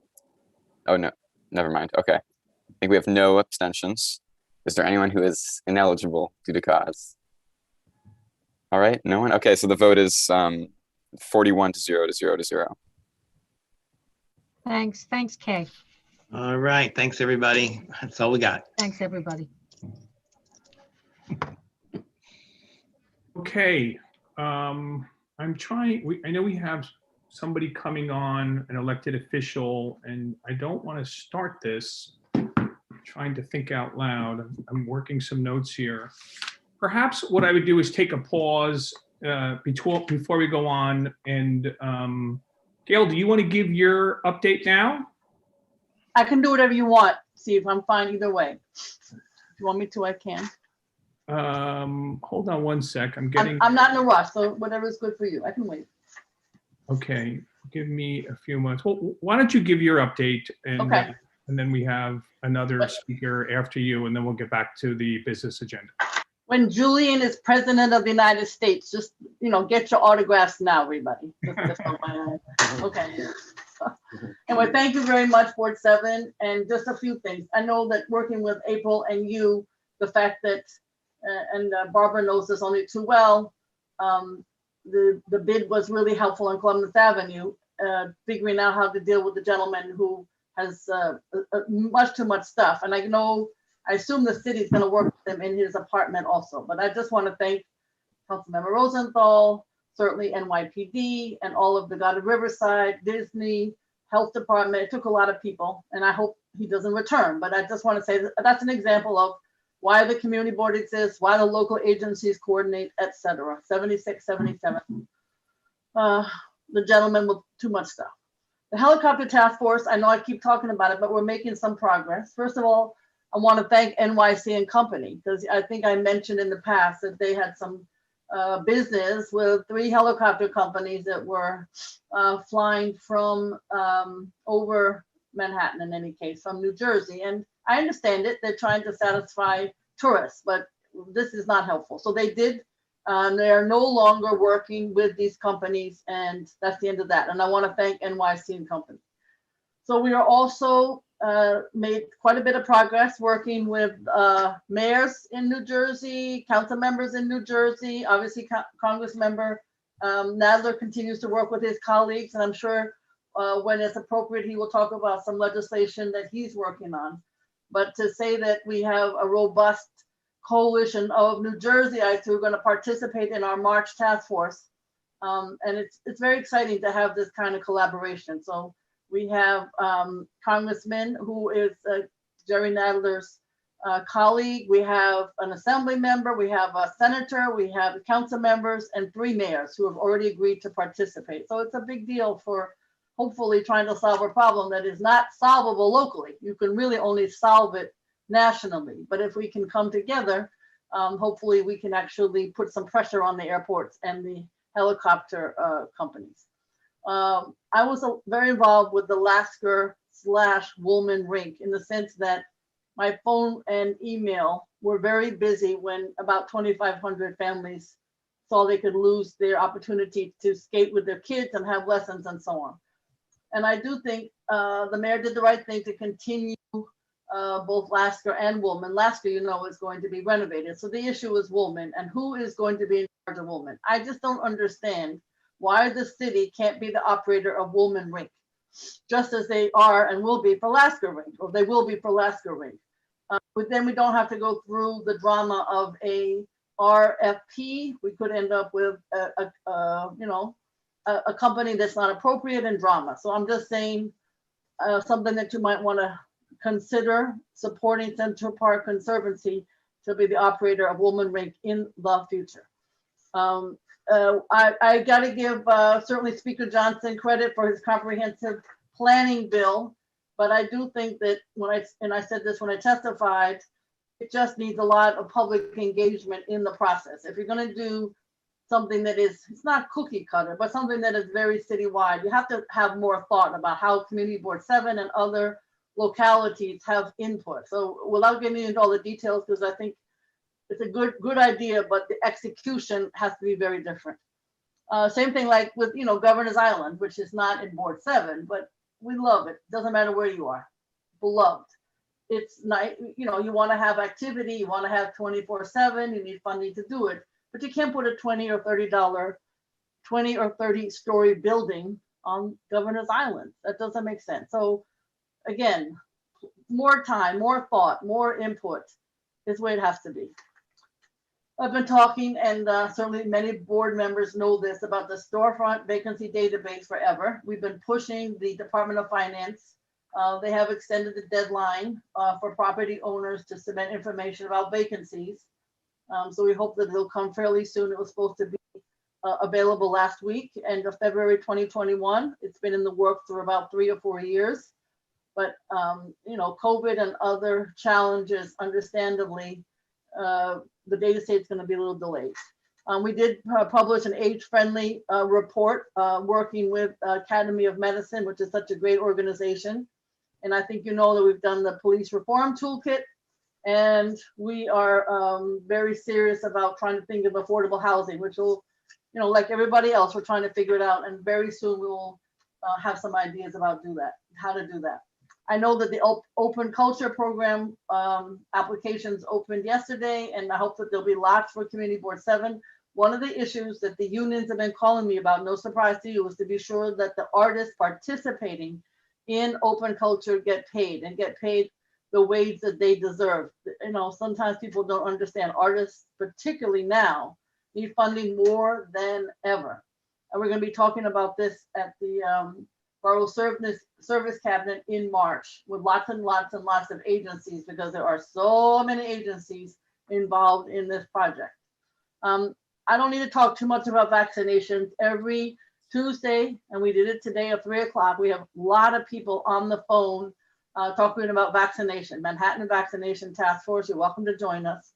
Today, there was a very interesting discussion from 1199. They have 65,000 home attendants in the 5 boroughs, and I think a little bit in Nassau. And the way that they've been handling trying to get them vaccinated is, particularly where there's a large site, because they work long hours. They often cannot get there when the time is allocated, and they can't get individual appointments. So what the city has been doing, because they're going in and out of people's homes, is they have been giving them a separate entrance and a separate line and hours that make sense for their work schedule. And now we're trying to figure out to deal with 136,000 homebound New Yorkers, and whether they're going to be with the J&J, working with the people who deliver food. We've been pushing the people who deliver food are now on the list to get a vaccine. It is the most challenging. And then, of course, to the credit of Congressman Esbiat, he had a phone call today with Dr. Ho. David Ho is a hero of mine. I think you know him. one of the most famous doctors in the world in terms of HIV/AIDS, and now doing the research on COVID. And he talked a lot about the New York variant, and it's pretty frightening. But we have to keep plugging away vaccine, vaccine, vaccine, and mask, mask, mask. So we are also working with the CUNY's Public Health School. They have a wonderful survey that they've been doing. Anyway, feel free to join us because these particular sessions are excellent. I don't know what's happening in general with the schools. I think it's a big challenge. One small portion is that if we need outdoor sports, because if we don't have outdoor sports, all these kids don't get Yeah, I'm on the scholarships. phone. Yeah. So I'm just pushing to have outdoor sports be part of returning. We have a budget survey that's up on our email, our website, if you want to fill it out, because we want to reflect your suggestions when we do our budget priorities report, which is mandated by the charter. And we have starting March 15th, and we will send it to you, our community leadership training series. Thanks to April Adams, there'll be a whole list of topics that I think you will recognize, but if you want to get refreshed or you have any questions, there's about 20 of them that have been scheduled. And I want you to know we have a huge number of community board applications. Community Board 7 is always the most challenging because you have the most applications, but we look forward to working with you. Thank you very much. Thank you. So we have a surprise guest tonight, and we're very excited to announce that we have the Senate Majority Leader and our Senator, Senator Schumer, with us today. And I'd like to hand it over to yourself. Welcome aboard, and thank you, congratulations. Steve. We're very proud to have you today. And thank you. What we thought to do is have you make some words, and then you said you'd be open to some Q&A. So yeah, what I'd like to do is speak for about 10 minutes and then leave 20, 25 minutes to questions, if that's okay. Sounds great. Okay, well, first, thank you, Stephen, for your chairmanship, and thank you, Penny. I don't know where Penny is. I look at all the little boxes for your being district manager. I started out as sort of a community person. I was a tenant organizer and just organizing things all over my district in Southern Brooklyn. So I'm very familiar with community boards. And I want to tell you, I want to just say thank you. You watch out over this very important board. Watch out over its people.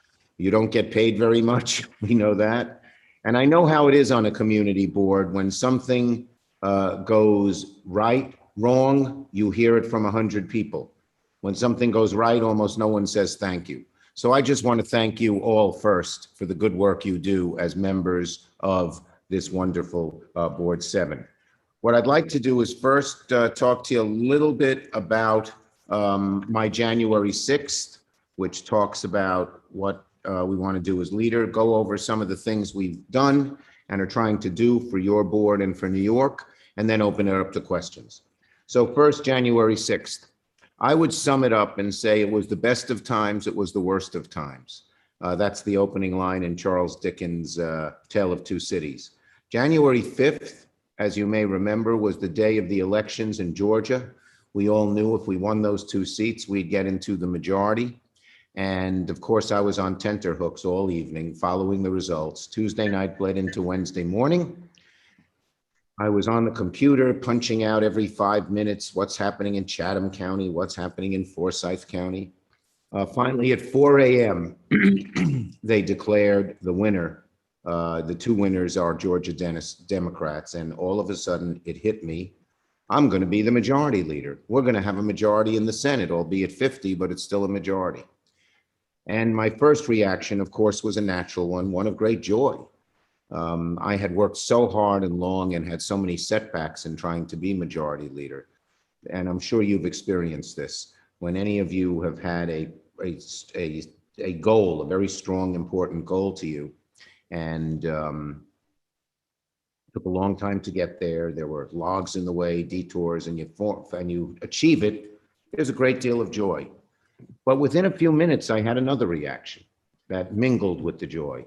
And I would call that awe. Awe in the sense, not in the sense my daughters use the word awe. Gee, Dad, that's awesome. Your jacket is awesome. But rather in the biblical sense, when the angels saw the face of God, they trembled in awe. And I realized the tremendous responsibility placed upon the shoulders of my Democratic majority and me as its leader. The COVID crisis, obviously, the economy, obviously, all the problems that we've seen in the last year, but even deeper than that. I had always been asking myself, why did so many people vote for such a vile man as Donald Trump, a dishonest, lying bigot?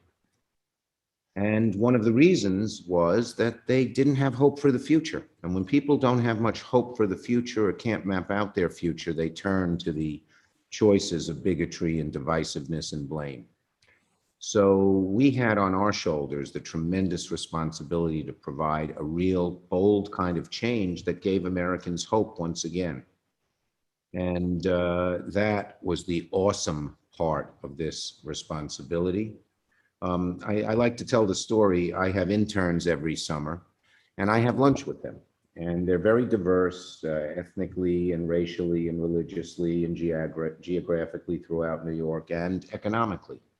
And from 1999 on, I always ask them the question, do you think you'll be doing better, be better off economically than your parents? From 1999 to 2012, every single one said yes, and I attributed it to the optimism of youth. In 2013, a few said no. By 2020, 3 said yes, 17 said no. And one young woman came over to me and said, hey, I said, let me explain to you my situation. My parents could afford a house. I don't think I'll be able to. My parents graduated from college debt-free. I have a huge amount of debt. And with the world changing so fast, I don't even know what my path is to the future. We have to restore hope and direction to millions of Americans, many of them poor, many of them people of color, who don't have that hope and direction for the future. So that was the awe part of it. Well, naturally, I couldn't sleep. I got up at 7, drove my car down to Washington, D.C., got on the floor of the Senate at 1 p.m. This is worst of times. And within 45 minutes, I had been on the floor of the Senate as the putative majority leader for 45 minutes. I didn't even make a speech. And a police officer with a big bulletproof vest and a submachine gun, big submachine gun across his waist, grabbed me firmly by the collar like this. I'll never forget that feel, and said, Senator, you're in danger. You're coming with me. We rushed, made a right turn, walked briskly out a door to the right. And you may have seen this because this was shown in the impeachment trial and shown on television. Within 10 seconds, I'm running back out of the door because I was within 15 feet of these bastards, these insurrectionist, racist, horrible, selfish people. If one of them had a gun, I wouldn't be here. So that was the worst of times. And if we don't give people a path forward, we could see more of this, and we could see a dictatorship in 2024. So I feel it's my obligation, economic, of course, because the economy is bad, political, because we want to see the Democrats maintain power, but moral, because the democracy is at risk if we don't have produced big, bold change in the Senate. So that's 2020. That was the 6th. 2020, we know, is a horrible year. Worst healthcare crisis since in 100 years. We all know people have died. I just learned 3 days ago of a friend of mine, 62 years old, no pre-existing condition, got COVID a week ago. He's dead. We've all heard of those. The worst economic crisis since the Great Depression. People can't feed their kids, losing their jobs, and all the other discombobulation, school and college and everything else caused by it. And the racial scars in America torn wide open by the awful murders of Ahmaud Arbery and George Floyd and Breonna Taylor. But 2020 ended with 3 good things. We got rid of Trump. He's no longer a resident of New York. Good riddance. We don't want you. Stay in Florida. He's gone. Second, the vaccine. And I want to talk about that for a minute. The vaccine is really going very well. In the bill that we passed in December of 2020, and now in the new bill we're attempting to pass here in the Senate in the next few days, first, the vaccine is made free for everybody. Second, there's a large amount of money for distribution. And third, there's a new plan where Joe Biden will set up centers all over the country, many centers in New York City, run not by the state, not by the city, where there are always synapses. They don't know what the feds are doing and where the vaccines are coming from, but by the federal government. The people who would work there would be FEMA workers, National Guard, and 100,000 new healthcare workers they would employ. And there would be, people could go online and get the vaccine because there'll be enough of them in a month or two. And the prediction is that by September, probably at the latest, maybe July, maybe even June or late May, enough people will have had the vaccine that we can begin life back to normal. We got to pass this bill that has it, but that's the second good thing. And the third good thing is we came together on COVID relief in December, and we're coming together on a new COVID bill. And the reason that it took so long in December was because Mitch McConnell didn't want to do any bill at all. When we passed the CARES bill, which I negotiated with Mnuchin, which brought $150 billion to New York, helped our hospitals, helped our schools, helped a bunch of things. We thought small businesses, we thought COVID would be over by the summer, and it wasn't. And then McConnell just sat on the bill till we got a bill in December, but it's a good bill. In the December bill was $600 direct payments to low and middle income individuals. In the new bill, we're going to get that up to $2,000. So if you're a family of four, you can get it. You'll get a check of $5,600. We expanded unemployment benefits, an additional $300 a week. We gave $25 billion in rent relief to prevent evictions. More than $1 billion of that went to New York in the December bill. Another $1 billion and change will go in the new bill. So there'll be a lot of money to prevent evictions. And I'm working with some of our progressive housing groups to make sure the money goes to the tenants and goes to where it should. $13 billion in SNAP funding so people could feed people. $88 billion in the first bill, another $160 in this new bill to get our schools, all our schools open safely by September, and many of them be open safely before that. We got $8 billion total so the MTA could keep running. In the new bill, another $6 billion. They just announced because of the money we got, they don't have to cut back on service, raise fares, or fire people. We got $10 billion for childcare, $7 billion for broadcast access in the inner city, and two things that people don't know about, which you can spread the word. One is we lifted the Pell Grant ban on people who are incarcerated.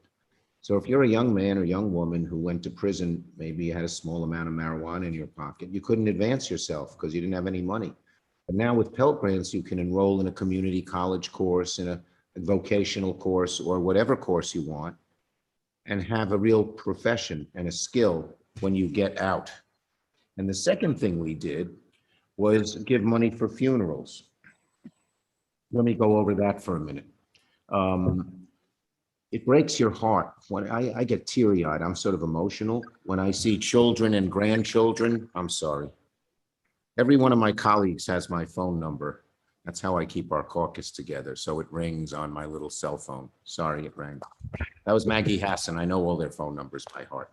In any case, it breaks your heart. You see children and grandchildren waving goodbye on Zoom or through the hospital glass barriers to their parents and grandparents. That just is awful. But adding insult to injury, a lot of poor people have no money to give their loved one who they couldn't hug goodbye, they couldn't kiss goodbye, a decent funeral and burial. We got in the bill money for funerals and burials for people who can't afford it. So those are things in the bill. And then of course, we got $325 billion in small business and nonprofit release. A lot of your businesses in your district will get money. I also worked very hard to get $15 billion to save our stages. Is Broadway in your district? I don't know. But anyway, we saved money. We're going to save Broadway, but also all the independent arts venues that were going broke because no one was showing up. We made sure nonprofits were in that. We made sure our museums and cultural institutions got this money, so they will be allowed to go forward. And then for small little businesses, particularly minority-owned businesses, we got $15 billion for CDFIs, Community Development Financial Institutions, and MDIs. And this is, I will get you, Mr. Chairman, a list of all the CDFIs and MDIs in your district. They will now hire people who can help our small businesses, our nonprofits apply for all of the PPP money and the other monies that are available idle, because they don't know how to do it. They may have a bank, but they don't have a banker, they don't have an accountant, and they're getting left out. So this will help them big time. In the new bill that we're doing, there are a few more things. We're getting $350 billion for state and local money. The state will get enough money so it doesn't have a deficit. About 23 billion all told, 12.5 in direct payment, 6 billion through education, 6 billion through mass transit.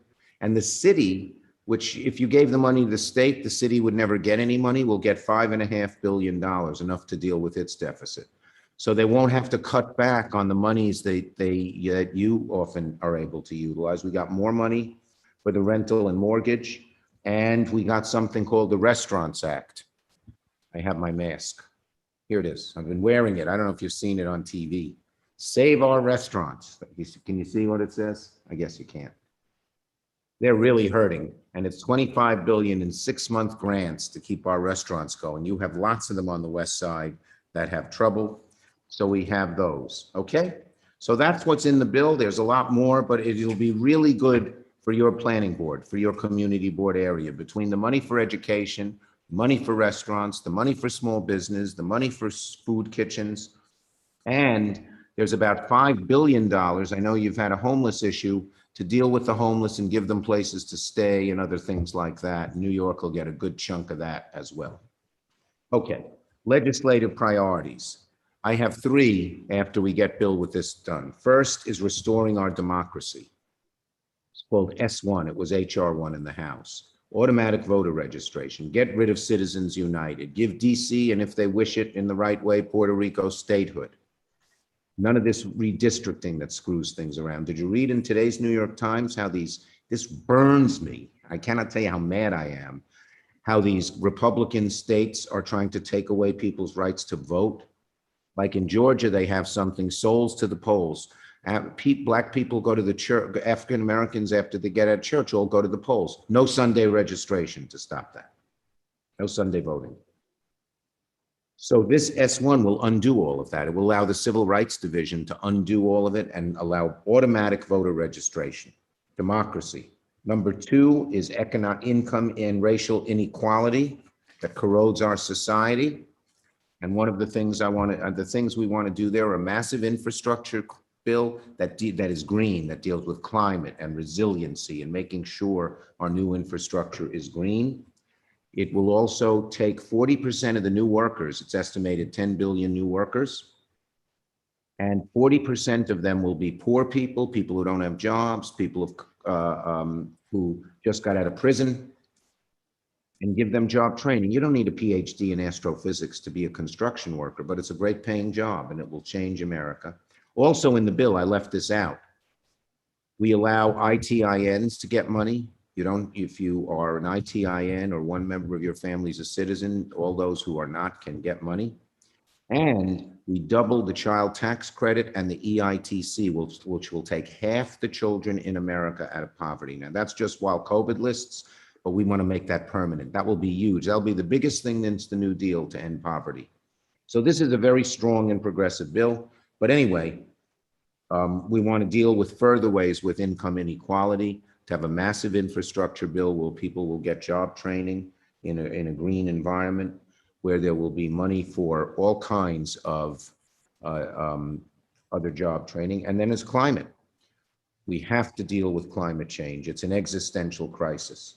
And the infrastructure bill is going to be totally green and do all kinds of things to make our cars clean, to make our subways clean, to make our buildings clean, and to require, basically, it's a proposal I wrote, all the new cars will be electric within a few years, and the homes will be green. So this is a great thing. So we have a lot of good ideas.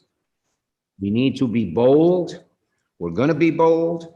And as I said, the economic, political, and moral imperative is to get some really important things done. So with that, I would like to open it up to your questions. So I don't know how you want to do it, but I'm ready. Thank you, Senator Schumer. We've got some hands up. Stephen? Okay. We've got some members, so I'll call them up. Christian, it'd be great if we got a couple of the public, so if you see that as well. But I'm going to look up, so I don't know who raised their hand first, so I'm going to speak. Madeline did. Thank you. I was going to finish, but we'll go with Madeline first. Thank you. Hi, Madeline, wherever you are. And I see Gail Brewer. I don't know if she's still here, but she does a great job as your Manhattan Borough President. She does a great job. She's here. She's waving to you as we speak. Hi, Gail. Welcome, Senator. How are you? Good. Like to hear those New York accents. Congratulations to your new appointment. She is my hero. Maybe make a comment. I'm the chair for the task force on public housing for CB7. Yes. We have a task ahead of us, and for decades we have been defunded. However, as I said, Gail Brewer is my hero, along with a couple of other elected officials. However, in Washington, I feel that we're not represented enough. We're losing our homes. We're living in filth. We need repairs, mold, the gambit.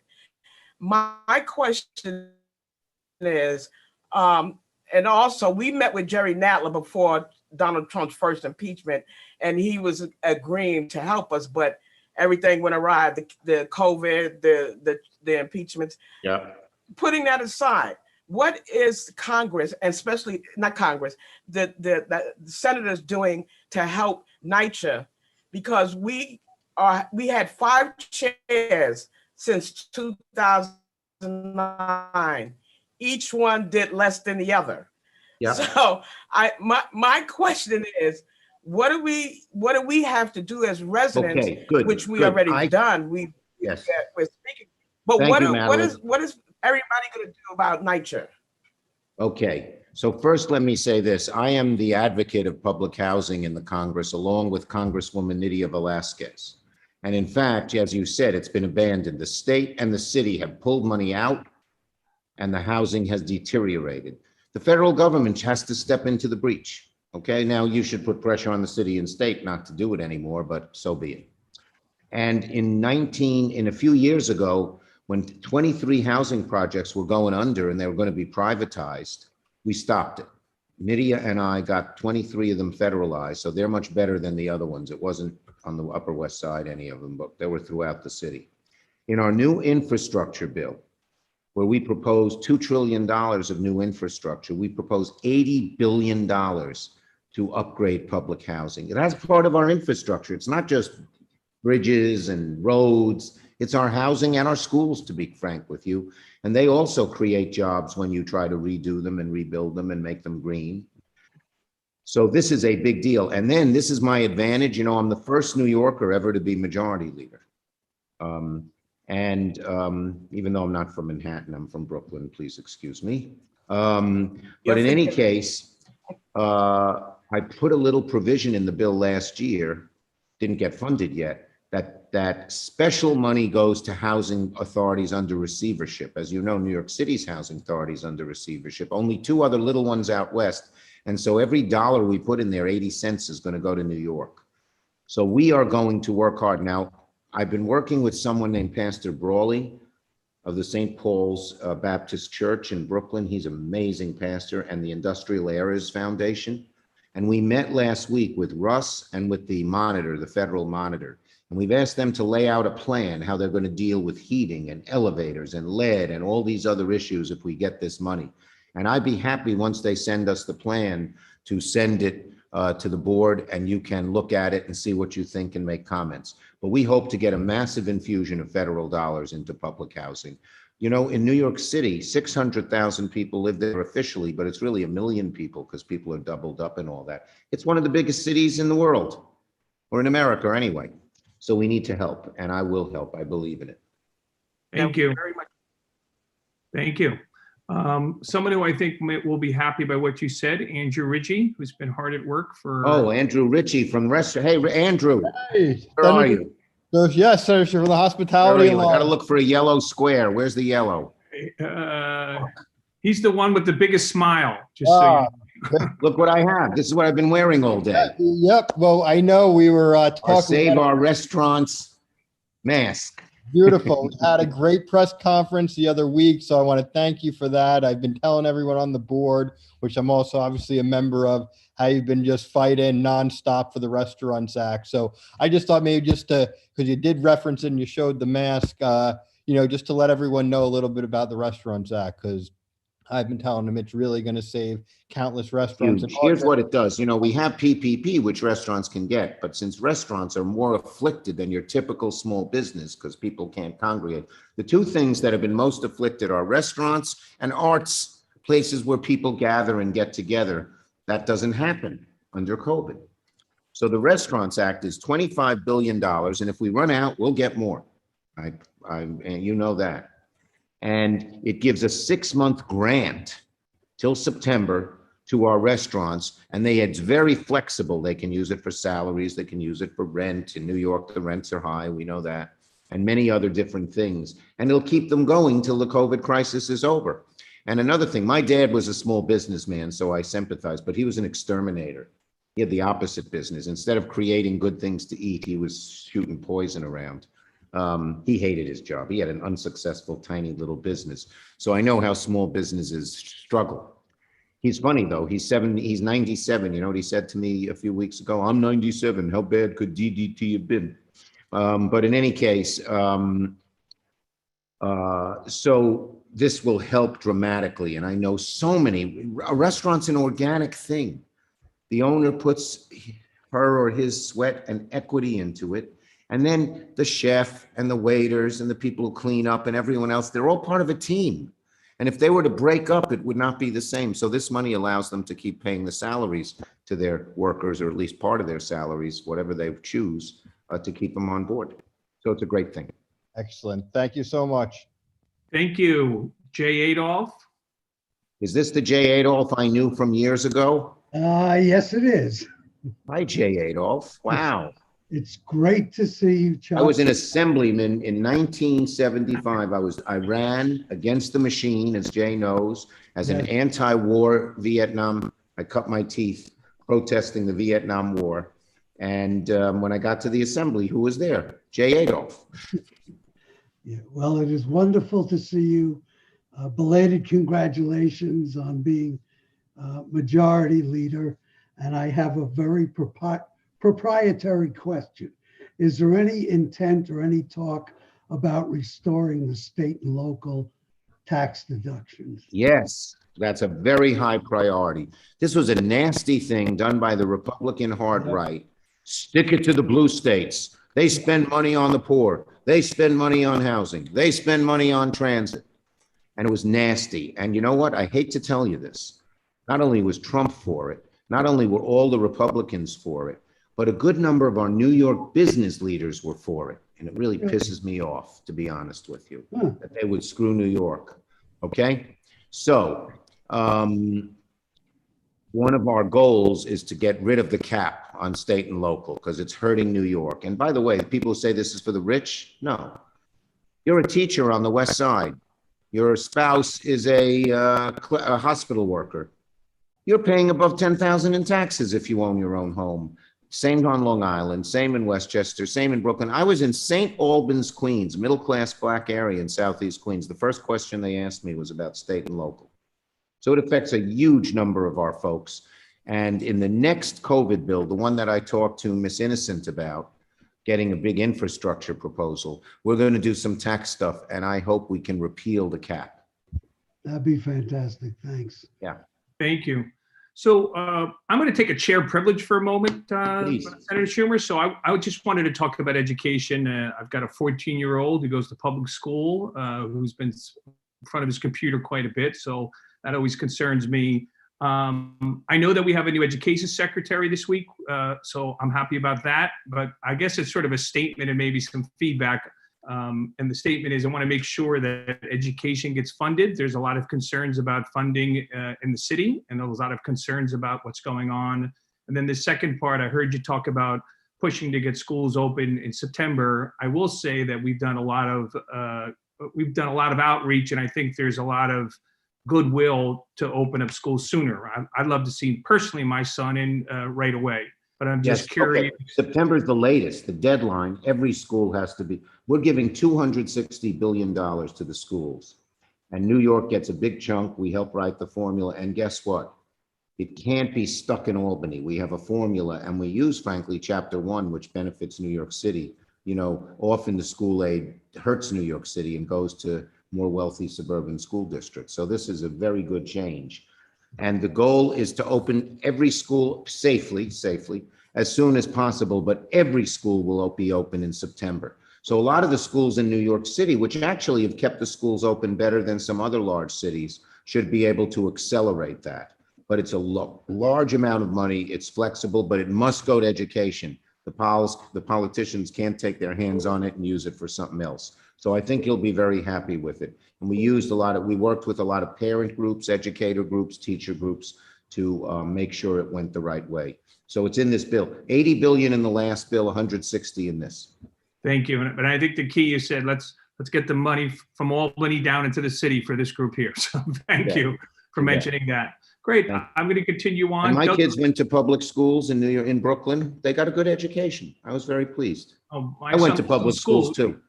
I went to school. He just wants to go to school. I went to Madison High School, and I tell people our claim to fame was our basketball team, which motto was, "We may be small, but we're slow." Well, words to live by. So we'll go on, and I'll ask. I'm going to continue to move on. Doug Kleiman, you are up next. Hey, Doug, wherever you are. I'm here, Mr. Schumer, Mr. Majority Leader. I am we are honored and thrilled to have you here with us tonight. Thank you.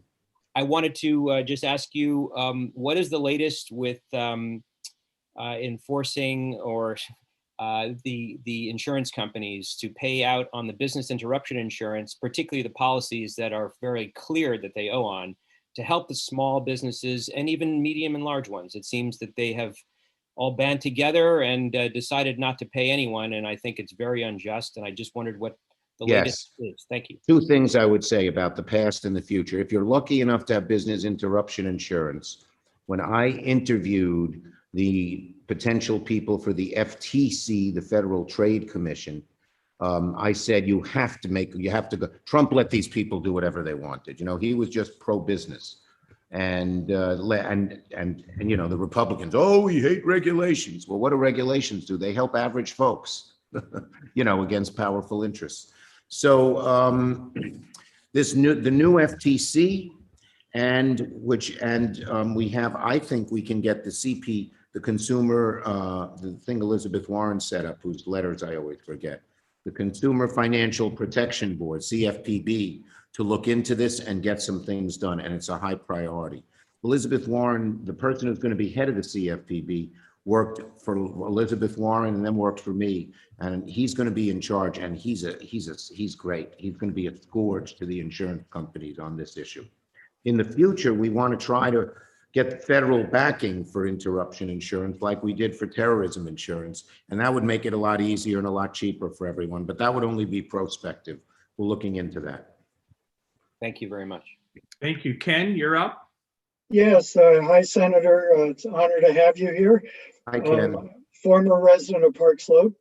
I'm going to talk about a very hyper-local issue, which Gail may have discussed with you, which is how we're being inundated by helicopters here on the Upper West Side. And apparently, because most of them are coming from New Jersey now, it's become a federal issue. And we're on record supporting a couple of initiatives, and one of them is Jerry Nadler's bill. And I'm very hopeful now that we have a Democratic Senate that his bill and something comparable in the Senate can move. And this is also a climate issue, because it would get rid of non-essential helicopter flights, which would really help clean up the environment. Mr. Coughlin, I'm not familiar with Nadler's bill, but I'll look into it. And I do tell you this, the helicopters from Manhattan were flying out to the East Hampton, you know, because they were carrying a lot of the well-to-do people. And they flew at 100 feet and ruined the lives of millions of people on Long Island. And I wrote legislation that said they had to fly over the water. So that was helpful. So I'm on board with the concept, and I'll look at Nadler's bill. Great. I'm gonna pause and ask a couple Q&As because I want to make sure the community gets a chance, and then we'll get back to members. And I'm going to paraphrase these questions a little bit. But so we have a Josh Perlman who expresses a concern that that perhaps we would have had the bill would have been sort of direct, only about the direct stimulus checks, or the concern that perhaps it'd be blocked or and not get. No, they're going to happen. The Republicans, some of them wanted to block it, but it's in our bill. You should have gotten $600 in December, but we always said it should be $2,000. So everyone will get $1,400. A family of 2 gets $2,800. A family of 4 gets $5,600. And that money should go out we hope to pass the bill the end of this week. And the money should go out once the president signs it into law within a couple of weeks after that, 3-4 weeks, 4 weeks. And Alexis Hall, just can you reiterate homeless services monies or? Yes, we put in the bill $5 billion to help the homeless. It's rather flexible. New York City will get a chunk of that. It can use that money for mental health. We have an extra $4 billion for mental health services, but it can use it for mental health services. It can use it for creating some residence for the homeless. So you should weigh in with the city, because they're going to get some real money for the first time to deal with this issue. We don't determine how it should be used, the cities do. And so weigh in with the city. And if I can weigh in, if you guys, if the folks on the board have a specific idea and the mayor or the city is not going along, I can weigh in. I'll have some clout because I got them the money and they'll probably want more of it. Thank you. And then the last one is sort of a different question, and I don't know, it's Estelle Williams, but the concern that people are leaving New York and for other areas like Florida. Just any thoughts on that? And do we? Yeah. Let me say, there are people moving to Florida. Some of them don't want to pay taxes or whatever else. But I have faith in New York. Estelle, I cut my eye teeth with New York City crises. I got to the assembly, as I said, I ran as an anti-war activist. And I got to the assembly in 1975 when New York was about to go broke. You may not, I can't see you, so you may not remember this, but there's a big headline of the Daily News: Gerald Ford to New York, dropped dead. And so I know it. And then we had the 2001 terrorist attack. I worked hard. I got a lot of money for New York, 20 billion. I got Bush to promise 20 billion for New York. Then the financial crisis, then Sandy, now. After each time, people said, forget New York, people are going to leave. And by the way, in the aftermath, for 6 months afterwards, people did leave. But there is a need for cities like New York, where people are close together, where people are diverse, where there are so many different occupations and arts and culture, that people want to be in New York. So I have faith that New York will bounce back. Did we have a rougher time with COVID? And because we're a close bump into each other's city, will it maybe last a little longer? Yes. But once it's over, people are going to come to New York. It's going to bounce back. I am confident of that. I believe in it. You need a couple of cities in America that are big and dense, where they can be poor, they can be rich or middle class, they can be black, white, brown, from around the world. They say, I want to come to New York because I can make a better life for myself. And that's going to continue. So I'm optimistic. I do think getting rid of the SALT will help us. Getting rid of the SALT cap, which somebody asked about before, will help us. Absolutely. So I'm going to go back to members. I'm going to encourage us to be respectful of Senator Schumer's time. I have about 5 minutes left, Steve. Okay. Great. So if we could be brief, Andrew, Albert, I have a strong feeling I know what your question will be, but go ahead. Yes. Thank you so much for being with us tonight, Senator Schumer. I'm an MTA board member. I would love to thank you so much for everything you're doing to make the MTA whole. We've lost fares, we've lost tolls, we've lost dedicated taxes. Obviously, the MTA is the economic engine that moves this entire region, which is 10% of the gross domestic product of the nation. So my question is, New York has 40% of the nation's transit riders, but only gets 16% of the federal transit subsidies. Can you do something about this inequity? Yeah, well, the first thing I can do is make the pie bigger, which I've begun to do. But the second is to try and, there's a push and pull here. We deserve more of the money, but I like other states getting some of this money so that they join us in getting more money overall. But we will try to get it higher. It should be, I think about the right level is about 25%. And that's what we Yeah. used to get. And another quick follow-up. We've been over By a the way, year. two more Trump quick wouldn't- things, Andrew, before your follow-up. In the Sure. new bill, we're getting another 6.5 billion for the MTA. That's And B, great. we're going to get Gateway Tunnel built, and that's going to be a That's huge so amount of important. jobs and will really help our subways. Donald Yes. Trump was just a son of a gun. Like, Yes, he wanted and- me, he said, well, maybe he blocked the money. So, the money's there, much of it, but he wouldn't let Yes. it go forward. He wouldn't. And there was a sign- ceremonial groundbreaking when Chris Christie was governor of New Jersey out in Secaucus, and nothing Right. happened. Nothing. We're going to get this How about done. congestion pricing? I think Secretary Yes, Buttigieg. so we is are moving. trying to get Yeah. again, Trump blocked, the city passed it, or it was the state legislature passed it. Yep. But Trump wouldn't implement it because, these right-wing people. By the way, listen to this, folks.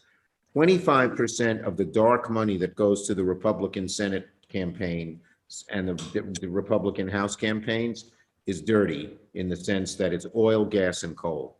They have a vice grip on the Republicans. So when it came to congestion pricing, they opposed letting the money go through. We will now, I already spoke to Buttigieg. He is the transportation commissioner, and we have something very good. Polly Trottenberg, who has now been nominated to be the deputy transportation secretary, was the New York City transportation commissioner. And guess who she worked for 9 years before that? You. Yeah, so I'll have a little bit of clout over there at the DOT, and we will try to Wonderful. get these things done. Thanks. Thank you. Another community comment, Pablo asked that, is there any plan to fully fund Section 8 vouchers? There was some conversation about that. Yeah, well, they're certainly underfunded. We need more housing, I believe, in Section 8. In fact, the largest Section 8 project in the country was in my congressional district, Starrett City, and they tried to rescind the Section 8 money. This is years ago, so the developer could kick out the middle class and working class people and put in well-to-do people. And I stopped them. And guess who that developer was? Donald Trump. I So see we a stopped common them on theme. that. But we need more Section 8. Yes, definitely. I believe in it. If you can get And us it's a another few way to more- get good housing for people. Housing has been underfunded, as we talked about. It's not just New York City housing, but in general, and we need to put more money into it. We did put a lot of money in this for housing, for vouchers for people who can't afford the rent during COVID. But once that stops, we're going to have to still do some things. Great. Roberta, if you can bear with us a couple more, Roberta Seamer. Let's take two more. Okay. Hi, thank you so much. I've been a fan of yours for a long time. I've been a fan of Jerry Nadler since he first became congressman. We have a lot of problems on the children have mental health problems because they have not been in school. Yep. And we need funding for mental health. We need funding for schools. It's a major problem. And I know that this is a big concern of yours, and how are you going to help with this? Yes, we put in this new bill two things: $4 billion separately for mental health funding for people. And then we put in the education part of the bill another, I forgot the number, but a significant amount of money to deal with the mental health problems that kids have because of COVID. Mental health services have been, again, ignored over the last, it hasn't just been the last 4 years, folks. Ever since the Tea Party took over the House and blocked anything Barack Obama wanted to do. So we've had 10 years of nothing getting done. And that's why there's such an imperative to do a lot more. But we have significantly increased funding for mental health.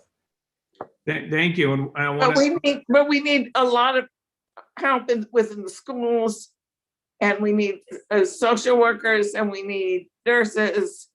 Yeah, no, there's money in the education part of the 240 billion for mental health professionals to be in the schools, a good chunk of it. Thank you so much. And then I want to give you one of our newest members, Rosa Arenas, has a question for you. Okay, Rosa, you're the last one because I got to leave it at 8:45. I'm a few minutes late. Hi, are you working on any legislation related to racial health disparities? Yeah, well, first thing we did is, yes, COVID has shown America how bad our racial health disparities are. You know, I give a speech on MLK Day and I say, Martin Luther King, with his amazing strength, picked up a giant mirror, hoisted on his broad shoulders, and with his eloquence, with his intelligence and his faith, forced America to look into the mirror, and they didn't like what they saw, and that's how we began changing. Well, COVID, in a different way, did just that. They forced us to look at the racial inequities in America, health above all. So, for instance, everyone now knows many more people of color died of COVID and got COVID. Why? Because they had lousy health care. If you lived in a upper middle class suburb and you had diabetes, it would get taken care of. If you lived in the inner city, nobody paid any attention to it. So what we have tried to do in every part of the COVID bill, whether it's getting the vaccines, money for the schools, money for the communities, send it to communities of color. And one thing we did do, which I didn't mention here, maybe I did. If I did, shut me up. I can't remember. But we put 15 billion into CDFIs and MDIs, minority development institutions and community development financial institutions, to help poor minority-owned businesses get some of the funding here. You know, if you're a poor minority business, you're a barbershop, you're a hardware store, you don't have a banker. You may have a bank account, but you don't have a banker. You don't have an account. You can't apply for this. Now they'll be able to. And I'm going to send you, Steve, I'm going to send you the list of the CDFIs in the board area in your Board 7 region. And you should get that word out to the small business folks, particularly those of color. So we want to make sure that the poorer areas and the areas of color get health services first, not last, to make up for the lack of services for so long. Well, thank you. And we want to thank you for your time and coming. We want Thank to you, invite everybody. you. You're invited to every monthly meeting, you should know, moving forward. If you'd like to show up. Well, I will come back again. I've been doing these Zooms with community boards because I don't, you know, I mix and mingle all the time. I often went to your street fairs on Broadway and everywhere else.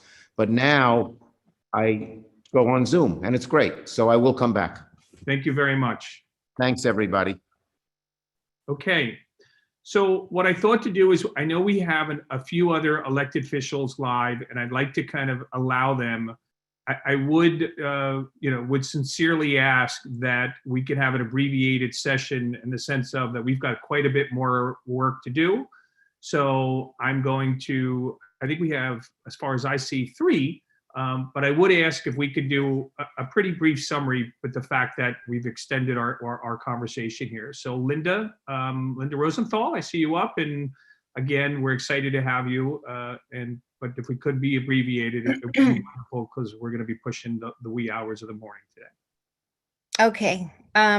It was great to hear the majority leader. Elections have consequences, and we are reaping the benefits. Saving the state budget is key, and we're going to use a lot of that money, depending when we get it, to plug holes in the budget. But I want to say 2 local things first.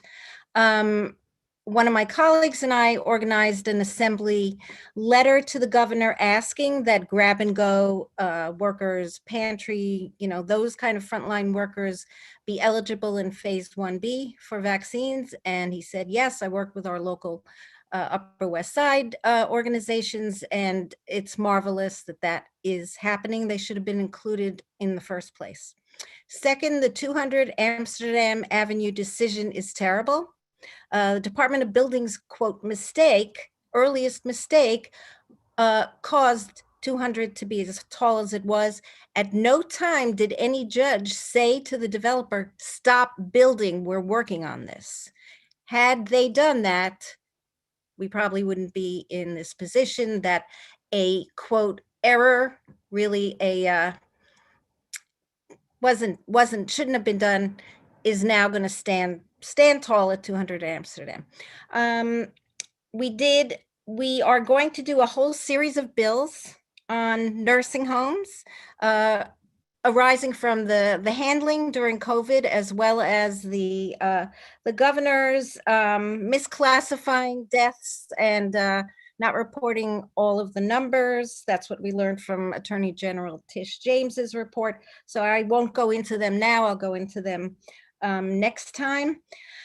I guess you've all been following the governor and his problems and issues. I put out a statement when the two revelations happened, calling for, initially the governor said he would appoint the judge who would investigate his actions. You can't do that. And it ate up a few days of him still being governor. But Tish James, and that's what I called for, and many of my Assemblywomen colleagues, we called for that, a transparent, expeditious investigation into what happened. Sexual harassment in the workplace is not to be tolerated, and we've passed new laws about that. It's not acceptable. Today, we discussed, and later this week, we will be repealing his extraordinary powers. A governor has many powers. He doesn't need extraordinary powers at this point. So we do allow him to still have some COVID related to the spread or reduction of COVID, vaccination process and use of masks. So he will have some authority there, but he has to show it to us. He has to post it online. No more extraordinary powers, and we will see what the future brings in terms of the investigation and his status in the governor's seat. So I have more, but I thank you for listening. Thank you. I appreciate the short version. And with the chair of social services, I know that we'll have lots of questions. Congratulations. We're super excited about it here. Thank you. Thank our you. Our hometown rep, but I know that we're going to have lots of questions for you. Yes. And, I'm sure And I they'll look- reach out I to look Erica forward and hopefully get you in some of our committee meetings. Excellent. Thank you. Thank you, Steve. Thank you. Mr. Levine, the clock is on. Thank you so much, Chair Brown. Thank you, Assemblymember Rosenthal, for fighting for accountability in the face of the reprehensible behavior of the governor. Grateful to have you up there and agree with everything you just said. In the interest of brevity, I want to touch on some vaccine distribution problems that we're still confronting on the West Side and citywide. What happened today at Javits was a disaster. They booked 7,000 appointments, which is good, but they clearly did not have the capacity. It's unclear if it was staffing or supplies or what. Waits were 3 hours or more, people in line, many elderly, crowded situations, hundreds of people there. It's really unacceptable. And we have to make sure it doesn't happen tomorrow. I hope it doesn't. And we learned yesterday that a whopping 42% of the appointments at Javits are going to people who don't even live in New York City. And it just remains unfair that there's one of the 5 boroughs that doesn't have a mass vaccination site for the people who live in the borough. It's too hard to get a vaccine for many in Manhattan, and Javits Center could and should be that site. Javits Center could be converted to a Manhattan-only site, and failing that, let's get another location. The Lincoln Center has already stood up and said that they would host a mass vaccination site. We have options and many others. The Johnson & Johnson vaccine, which should be arriving to the city, I believe tomorrow morning, is going to be a game change, and particularly now, it makes it much more feasible to deliver the vaccine to people who are homebound. CB7, I think, has been in the forefront citywide in raising this issue. I know you care about it because there's so many homebound seniors in CB7. It should happen immediately. As far as I'm concerned, we've got J&J tomorrow. Let's get this into people's homes immediately. The mayor has made general promises about this, but as late as today was only saying, quote, it would happen very soon. We want it to happen immediately. It's just unfair that there are so many people who can't safely leave their home and go to get a vaccination. They need to do it. I think this board has also been on the forefront of really trying to get vaccination in senior centers and NYCHA community centers, in other places in the neighborhood. And we need that because those are locations people trust, where they have relationships with staff that are near where they live, And there are some people who are just not going to travel to get a vaccine. They're not going to go to Brooklyn for a vaccine. And we need to offer them an opportunity in their neighborhood. And there's something exciting other cities are doing, which I'd like CB7 to think about, which is now they're putting vaccination onto mobile vans. And they're parking in front of a large building, which has a lot of vulnerable people, where there's not a vaccine site in a short walk. It's a great solution. Baltimore already did it with Moderna, but now again with J&J, there's no reason we can't do it. So let's think about getting a van for the Upper West Side that can go to places where you have a lot of people in big buildings that are not near a vaccine site. So a lot to do there. The last thing I'll say, because I know time is short, I can't not speak about the new variant that's emerged in New York City, the New York City variant. I would say this is not cause for panic, but I think it is cause for concern and caution. It appears to really be rapidly taking over new cases in New York City. As of a week or so ago, it was over 25% of new cases are this variant. And I talked to the main virologist at Columbia who's discovered this today, and he says he thinks it's going to double as a portion of cases every 11 to 12 days. So we should be expecting that by the end of March, when someone gets COVID in New York City, they've probably gotten that variant, which, though it's not yet confirmed, appears to be more resistant to things like monoclonal antibodies, possibly to vaccination, although we don't want to jump to conclusions there, and appears to be more contagious. So this would warrant a larger discussion. I want to put it out there to say this just adds urgency to get everyone vaccinated. And it adds importance to all of us continuing to stay safe, to wear our masks, to maintain social distance and more. We have a rough few weeks ahead, I think, or let me not use the word rough. We have a few weeks ahead where the risk is still high. Great perspective on the horizon of a few months out. Let's just not give up the fight in the weeks ahead. Thank you so much, Mr. Chair. Thank you, Mark. And I took some notes here, like the idea of a van, and thanks for continuing to advocate for us to get our vaccinations. Helen, if you could pause from cooking, perhaps you could give us. You want to see what I made? It's like unbelievable. I saw you cooking, but I don't want to be, again, if we could be brief, we've got just a Yes. huge agenda. So I am don't not wanna going come to off long, but I want to be respectful to everyone. Thank you so much, Chair Brown. I'm not going to repeat anything anyone else said. So to start, Councilmember Levine, thank goodness for you. And this was the last thing I was going to bring up, but I'm going to bring it up now. You know, we are now doing our budget hearings. March is budget season, where we look at all the agencies and sort of go through what they're spending money on. And Mark, do you remember when yours is? I don't For the mean Health Committee? Yeah. It is March. Give me 1 sec. Before you finish, I'll give you the exact date. Okay. Just a reminder to everyone, if there are agencies that are doing work and you have concerns about them, please send your questions to my office, to Helen at helenrosenthal.com, and I'll be sure to ask those questions. We had a very successful NYCHA town hall last night. For anyone who wants to watch it, it's on our website. And we are having a housing clinic tomorrow. I think the topic again is evictions and the eviction moratorium, and just sort of thinking about what's coming down the road and how we can keep tenants protected. And that's it for me. So Mark, you can maybe interrupt Brad Hoyle. March 15th is our hearing in the Health Committee. And as you rightly pointed out, the public can testify and we want to hear from you. So please. Thank join you. us. And thank you for your brevity. State Hoylman, are you ready? I don't know if you can hear me. Senator Hoylman, do you want to go now?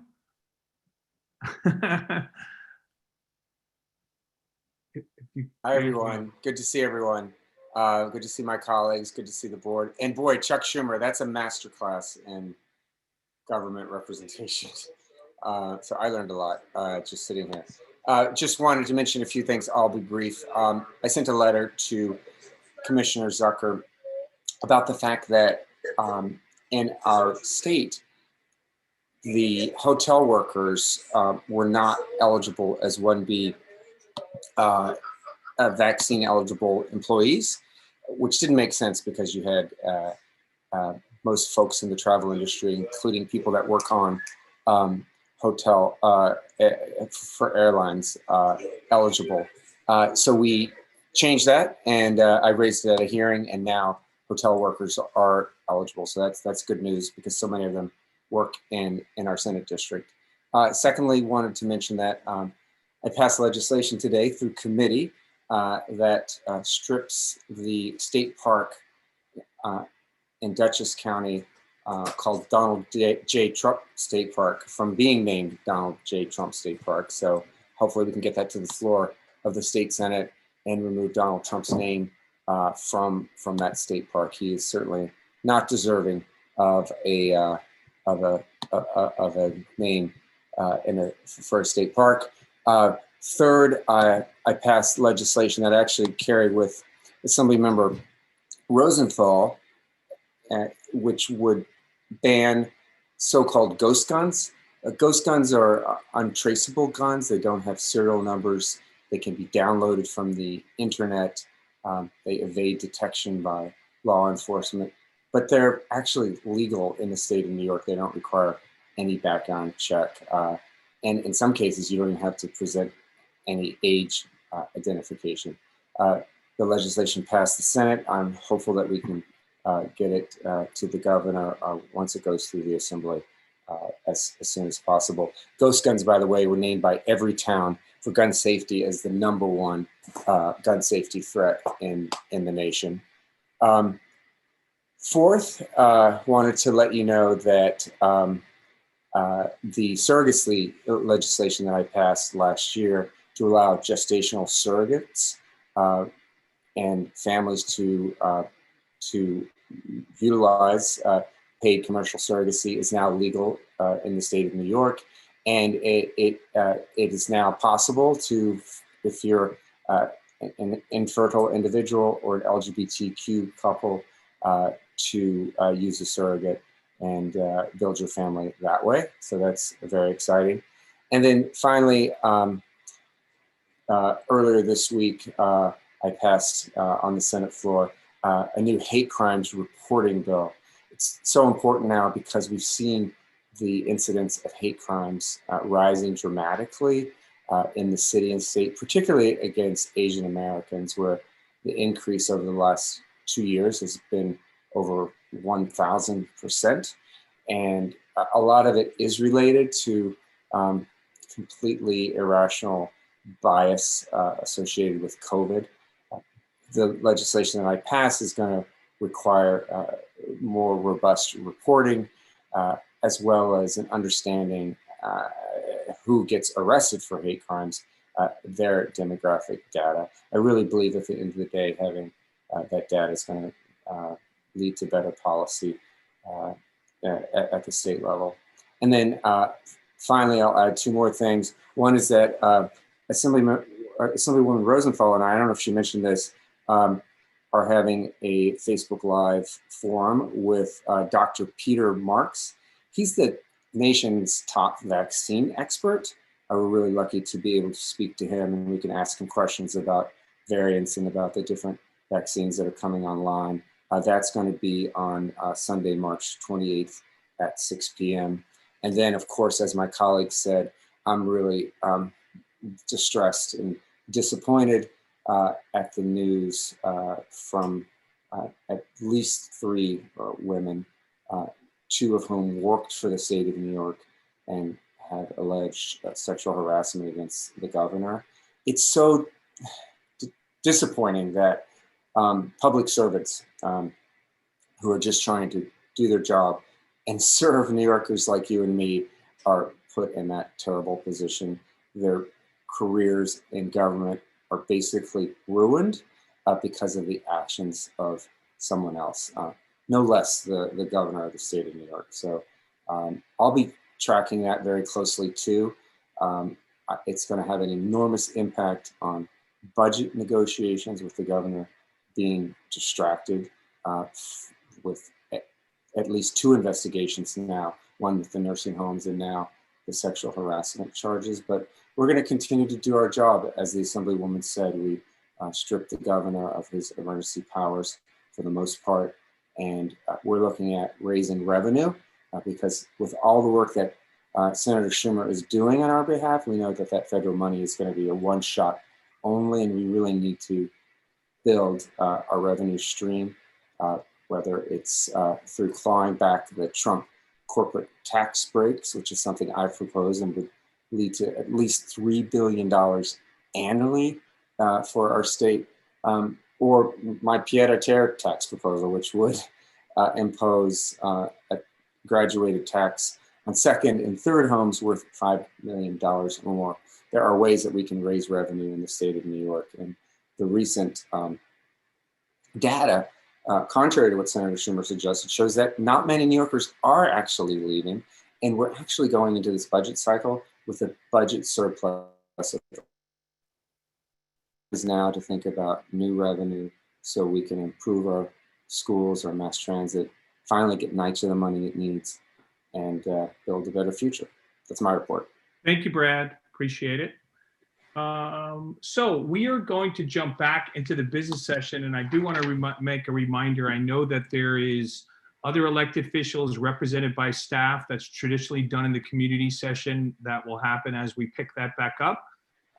So we have 2 more items in our business session, and I'm going to hand it to our Transportation Committee to go over their resolution.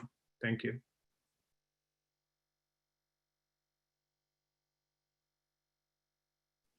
I believe Howard is going to take this one. Great. I need to unmute myself. It's quite a hard act to follow tonight, but we just have one resolution. We've talked a lot about COVID. This is a resolution that also has to do about safety.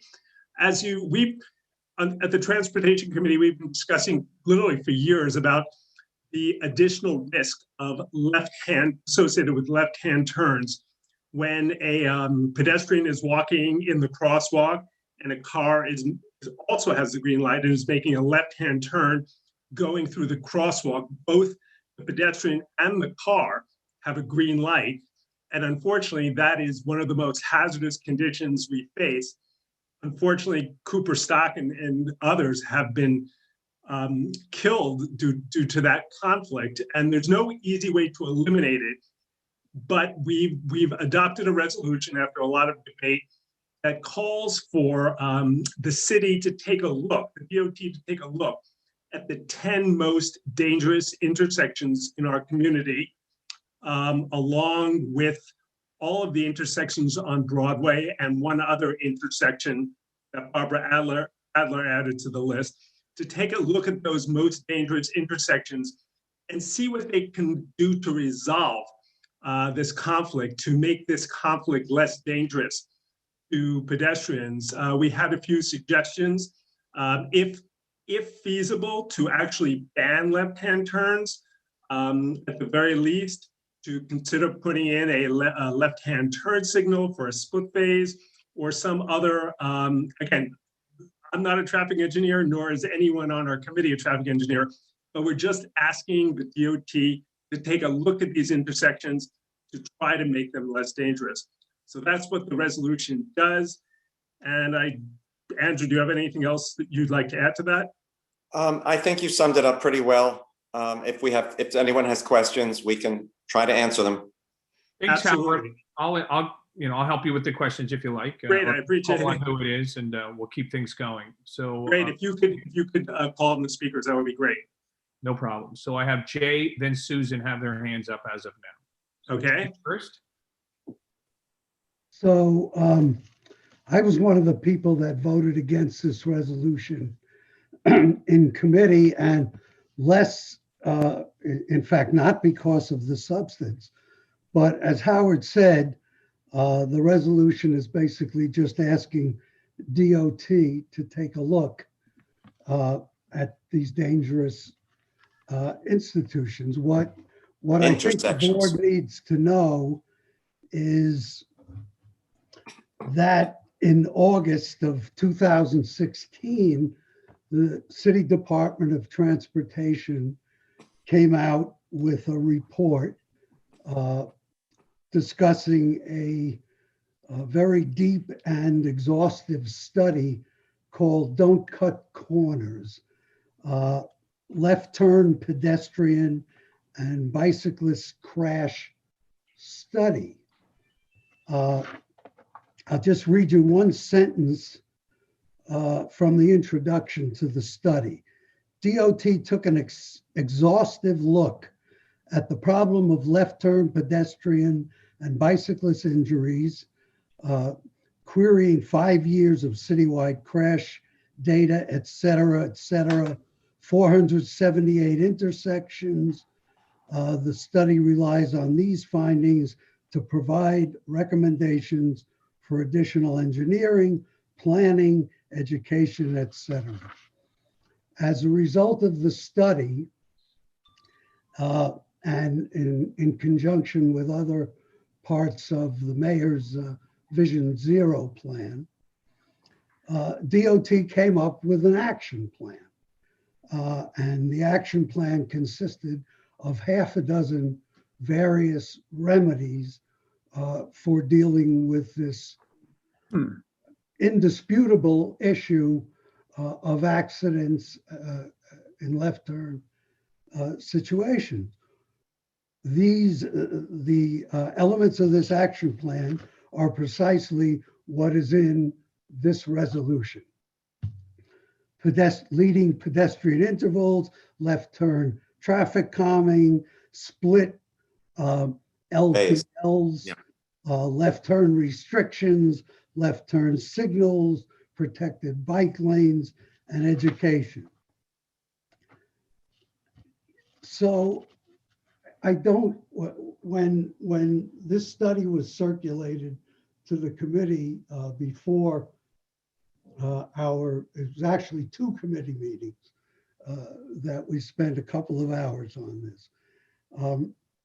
The study was circulated to the members of the committee, and I simply raised the question is, why are we asking the Department of Transportation to do something that they've already done, a study, an action plan, and they've been implementing this action plan since 2016, almost 5 years, 4.5 years. So I think, frankly, we all agree that left turns are a problem. We all agree that it should have been studied, and it was. We all agree that there should have been actions taken, and they have been. And they're still implementing these plans. So we already spent a couple of hours at 2 committee meetings on this. And as the mantra of this committee, which has asked for several studies over the years, DOT has the expertise. We're not the experts. And to ask them to re-study, in effect, something that they've already studied, they've already came up with a plan, and they're already implementing it, to me is a colossal waste of time. I certainly don't think we should spend another hour or so discussing this. It just seems totally unnecessary. I'm cynical, and I don't know if there's another agenda involved in this. The original resolution submitted to the committee actually almost explicitly asked the department to ban left turns on Broadway. After much discussion, that was changed, and we're left with this study that frankly has already been done. Okay. Well, let me just answer that. Basically, the DOT has been looking at this as long as cars have been on the streets of New York. They've been looking at it for over 100 years. What we're saying is that there is an urgency with the 10 most dangerous intersections. The resolution can be looked at as a nudge, and I think it's warranted in this case. It's like a wake-up call for DOT to get moving again. Yeah, they need to, it's 2006, they're looking at it, they need to start moving on this. And again, we're not looking, Jay, we're not looking at every intersection. We are asking them to take the 10 most intersections, 10 most dangerous intersections, and do something about it, expeditiously. Who's next? Thank you. Susan is next. Thanks, Steve. I'm going to be voting no tonight. I voted no at the committee meeting, which I attended. I was incredibly frustrated at the committee meeting because I tried to ask a number of times for the list of 10 most dangerous intersections. In 2019, in December, our full board unanimously approved a resolution asking for DOT, CB7, the 2.0 and the 2.4 to work together to identify the 10 most dangerous intersections. I don't know if that was done or not done, but I think I asked 3 times at the committee meeting, what are the 10 most dangerous intersections, and never got an answer. I also The answer asked, is I don't know. I told you that at the committee meeting. okay, well, that's a big problem. Thanks, Howard. So my comment tonight is that we should not vote on this because although with all due respect, Howard, you're saying that it's not asking for anything more than look into it. It actually is prescribing that DOT begin to remove the right to do a left turn in our. That's not what it says. No. Okay, we don't need to disagree about that, Howard. You can have your. Let's let her speak, and then I'll make sure that you speak, Howard, but let her speak, then you'll speak, and, we'll go back and forth. Go ahead, finish, Susan. Thanks so much. I hear what Jay is saying, and I guess I agree with that, but if you do want to go ahead, if you insist on it, I think it's important to take account for the fact that the restaurants are out in the streets right now, and I think we definitely need to have some sort of study on the impact that any specific left turn adjustments would make in our district, because the traffic's already clogged up. For example, on Columbus Avenue right now, between the restaurants, the parking, and deliveries, there very often are just 2 lanes open. So if you're going to do something like this, which will require people to be driving around a lot more often, I think you really need to look at the environmental impact of people driving it around and around and around, making right turns instead of being able to make one left turn. And then also the danger and the impact on the restaurants and people in the streets. So my recommendation tonight would be to vote against this resolution entirely. But if you don't want to do that, at least vote that we have to find out what the 10 most dangerous intersections were that we already requested in December of 2019. And then also vote for a study to take a look at whatever they're proposing, because as Howard often says, we are not the engineers, we are not the specialists. We need to have DOT come to us with the proposal, and then we need to have DOT come back to us and tell us what the impact would be of any proposal. I took a look at all the resolutions for the past 2 years that transportation has approved, and I'm a little bit surprised because in about 15 instances, we asked for a study. There were very few opportunities where we didn't ask for a study. For example, the approval of the 97th Street Green Market, or the approval of Winter's Eve street closing, that kind of thing. But otherwise, we generally ask for a study. So I really don't understand why now we're not asking for a study. Thank you very much. Please vote against it. Howard, did you want to reply, or was there something else you wanted to add? No, I agreed with a lot of what Susan said. I think the resolution speaks for itself, and that it calls for the DOT to look at all of the facts and circumstances and try to make the 10 most dangerous intersections, whatever they are, more safe. That's all. And what Susan added about restaurants being in the street, that is a perfect case where you would want a split phase signal, because having the angle of the turn increased, the urgency increased because there was a restaurant out in the street, means you should definitely have a split phase signal. So we're asking DOT to look at these intersections. That's what we're doing. Okay, we're going to keep moving on. So we got other people. Excuse me, but the resolution doesn't just say the 10 most dangerous intersections. It says the 10 most dangerous intersections and all Broadway intersections. And the discussion at 2 committee meetings by the proponents of this bill were clearly, if not explicit, implicitly implying that they wanted to ask. Jay, I'm going to have to interrupt you because there are some other people waiting, and we'll give you an opportunity to come back in. But look, it is fair to let other people speak. But so. we need to focus on the language of the resolution, not a discussion. Okay. As one of the people who was not in favor of the original language of the Broadway intersections, I tried and I injected into this discussion the fact that we're asking DOT to put stop here on red for Broadway turns because there's an island and some people think they can go right through. You know, on Park Avenue, the mall's wider. And so there are these signs that say stop here on red, but we don't have those on Broadway. We're asking DOT to put them in. Thank you. Then we should say that specific. Jay, come on, Jay, we got to get other people in. I'm happy Rich, to add that language. We'll have opportunity. Rich, then Ken. Thank you. I just put in chat a article in the Washington Post that's labeled, it's an editorial, "The Case for Almost Never Turning Left While Driving." It starts out with a quote, all truth passes through 3 stages. First, it is ridiculed. Second, it is violently opposed. Third, it is accepted as self-evident." I joined this board soon after Cooper Stock was killed on the streets by a cab driver making a left turn. And I joined for that reason of I wanted to make our streets safer. And we know that left turns are far more dangerous than right turns. One thing that's counterintuitive that I brought up in committee though, is that left turns actually slow traffic. When you get cars turning left, they block, unless there's a left turn lane, they're blocking a lane of traffic. So you could have a car turning left that's waiting for the ability to turn left. It could wait through a traffic light. And while they're doing that, they're blocking all the cars behind it from being able to go straight.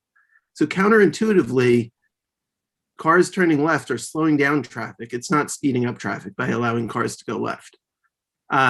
We know that left turns are far more dangerous. We have had too many fatalities in our district from left turns. And what this resolution is doing, if you look at the wording of it, is it's asking DOT to explore restricting left turns. It's asking for exploration because, as Howard said, none of us are traffic engineers. We want DOT to look at it, but this is an urgent life and death issue. And for that reason, we want DOT to look at whether there are opportunities to restrict left turns where they could be dangerous, or otherwise, as Howard said, put up signs, making sure that cars wait at red lights so that they're not crossing 2 lanes of Broadway. We know that Broadway is by far the most dangerous north-south corridor for pedestrians. And we don't have great data, but we know that left turns are a big cause of that. And to Susan's point about the 10 most dangerous intersections, we have that information. I've been pulling it before I was removed from the Transportation Committee involuntarily. I had been working a lot at looking at data and looking to see what the most dangerous intersections are. Also was working with DOT, and DOT is closely tracking it as well. They have their list. The precincts know the most dangerous intersections in their precincts as well. As I said at committee, I call for someone who's now on the committee to take over that work and really work on those 10 most dangerous intersections and look at what can be done. But one of the things we can do now with this resolution is to prevent left turns where they can be really making those dangerous intersections that much more dangerous and that much more of a risk for more fatalities. Thank you, Ken. Yeah, it's amazing to me that a resolution which is just trying to make the streets safer for pedestrians would be controversial. Jay's right. There was a study 5 years ago by DOT where they it was a start. They sort of laid out what the dangers were. I guess they sort of woke up all of a sudden to the dangers of left turns. It was actually, the study was mandated by the city council, by the way, city council legislation. And they laid out what the possible solutions were. That was 5 years ago.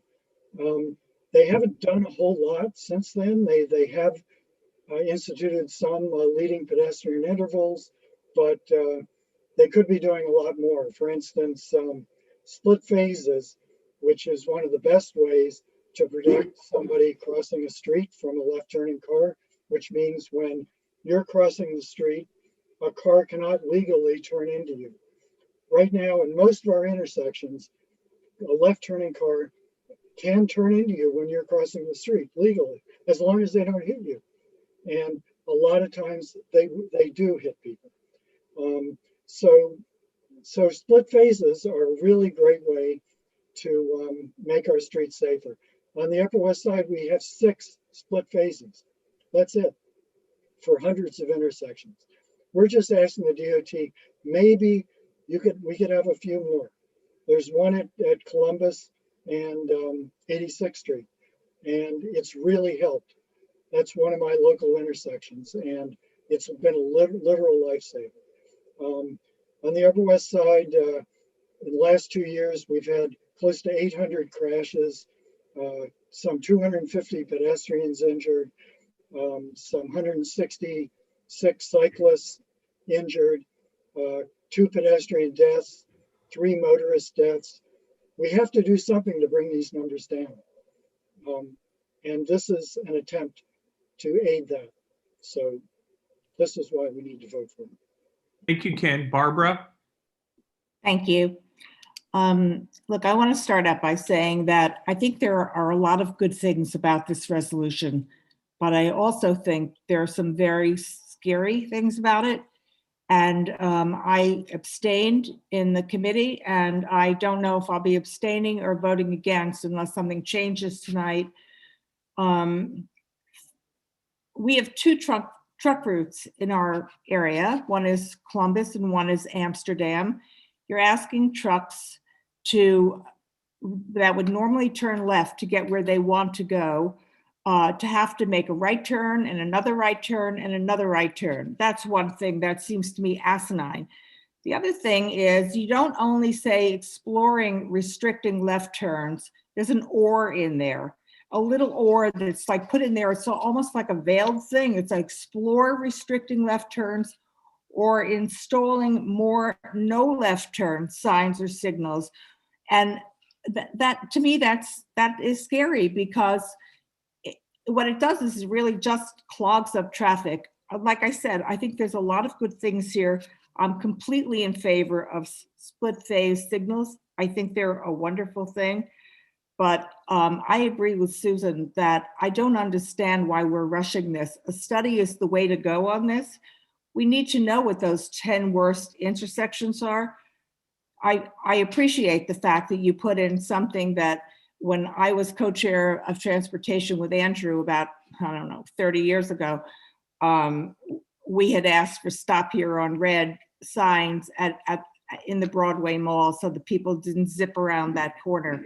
But I appreciate you putting that in, and I appreciate you putting in the intersection that I mentioned, which I know is very dangerous because I was almost killed there several times, and that's 79th Street and Amsterdam Avenue for various reasons. But I really think that there's no reason to rush this. What is the reason to rush this? Why don't we ask DOT to do a study and come back to us and tell us what are the places that are most dangerous and what they can do, and where making a left turn is feasible for various reasons, they can do it, and the streets where they can't do it. So. Thank you, Barbara. Natasha?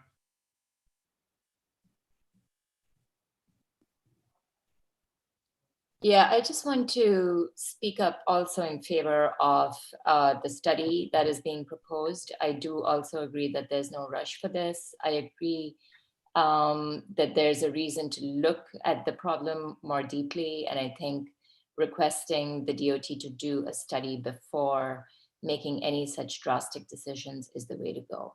That's all. Thank you. Thank you, Natasha. Jeanette?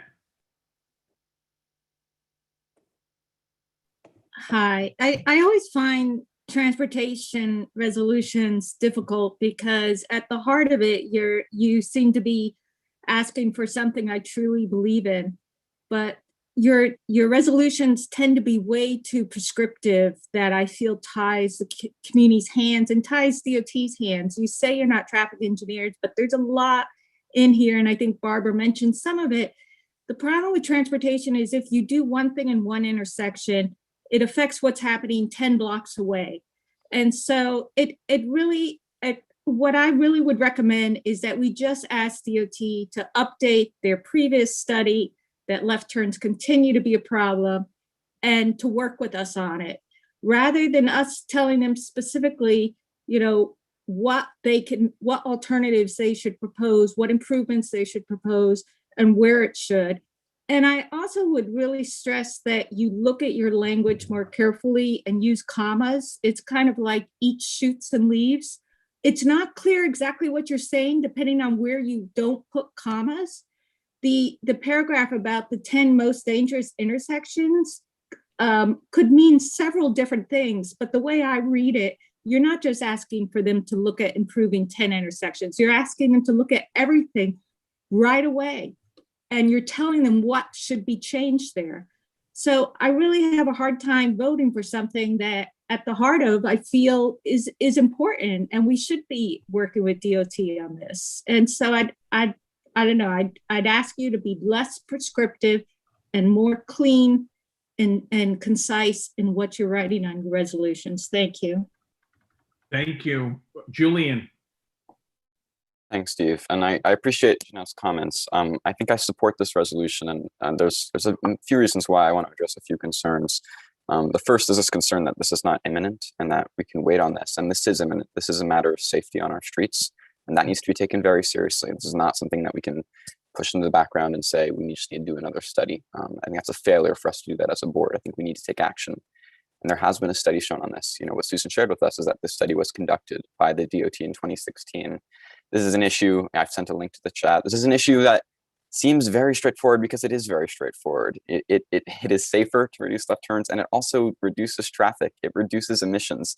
There's pretty much no downside to removing or trying to eliminate left turns where feasible in any way. It does not increase traffic. It will not increase traffic. In fact, UPS, when they're making deliveries, starting many years back, tell their drivers not to make left turns and program software specifically so that their routes do not follow left turns, because they know that it will save them time and save them fuel. So this is something that not only is an imminent issue of safety for members of our community, but is also something that will reduce traffic and congestion, which is a huge issue that we're facing, and that ties directly into issues like climate change and emissions. So I think this is really important. And I also want to emphasize,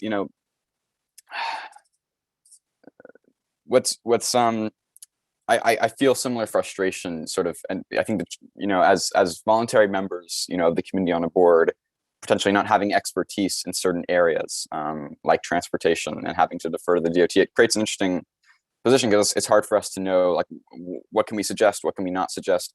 This resolution isn't telling the DOT you must do this, and by passing this resolution, we're not saying you must do this. It's specifically asking them to explore this option. And I think that's really important, because at the end of the day, we're not making DOT's decision for them. I think there's some middle ground here. We're not traffic engineers, but we can look at a study and we can analyze that study and realize, yes, this is what that study is saying. And I think we have to understand that, the studies, the data, the information, it all points towards this need for increased traffic safety, which this resolution calls for. And by voting for it, we're not assuming that we're all traffic engineers. We're saying this is an imminent issue we need the DOT to look into, and we want them to explore these options that their own studies have recommended. So I think it's really important that we support this resolution. Thank you, Julian. So we're going to keep focusing on first-time hands. I just want to pause for a minute and get my organized. Christian, do we have public signees for this? No. Okay, so we're going to focus on first-time hands. So Robert, you're next. Yeah, I think that the resolution, even if it raises an issue that has been exhausted by DOT, has inherent merit, and everything we've discussed, the safety of the streets and so on, that no one can argue with. But I think the important thing in this resolution, the way it's constructed, the way it's written, and the detail, if it's, some people complain that it has it focuses on the wrong thing, I think we can predict a comprehensive response from the Department of Transportation, reminding us that, look, here's the 2016 report, and this is what we outlined, and this is what we've done for the past 5 years. And as a matter of fact, you raised a few good points that we'll address again, and we revisit the situation. So I don't think anything needs to be raised on anything that needs to be changed and modified or rewritten. I think the resolution has the proper intention. It has inherent merit, and it's going to draw a proper response from the Department of Transportation. So I think I'm going to support it, and I urge my colleagues to support it, reconsider if they're on the fence to reconsider this, because it's proper, it's loaded, but that's what we want. You know, they can address each item back to us, which they may. They do their work. No one has ever questioned that the Department of Transportation does its work, and that they're going to address some of the new issues that we raised, including the restaurant issue that Adler raised and that sort of thing. So that I think that we should go forward and send this resolution into them and just honcho it so that Andy honcho it so that we get a response from them, and in a timely manner in the next 2 or 3 weeks, that they respond and give us a detailed plan how they're going to address some of the new issues and what they've done to date. Thank you, Robert. Sarah? Great, thanks. I'll be quick because Julian and Robert actually said a lot of what I was thinking of saying, and they both said it very well. I just want to say again, to the point, some people have said, like, why don't we ask DOT to do a study? But I want to point out that Jay opened this discussion by saying DOT has already done a study. So I don't think we need another study. What we need is them to implement the solutions that they know are the appropriate solutions for increasing safety. And you know, what we want them to do is just look at these intersections. And I do want to point out too, you know, Jay mentioned something in the chat about, like, if a car is going north on Broadway and they want to turn left and they can't, they'd have to travel further. But we're not saying ban left turns. Sometimes we're just talking about, you know, putting in a left turn arrow, which would actually make it easier for drivers wanting to turn left. So I think it's weird to portray this as like all negative for drivers. And then, yeah, I just want to say again, like, the urgency is because we don't want people to die on our streets. So this is about pedestrian safety. I've said it before, it's one of the most important issues and why I joined the board, similar to Rich. So I think it's just a really a great resolution, and I hope everyone votes for it. Thank you. Thank you, Sarah. William,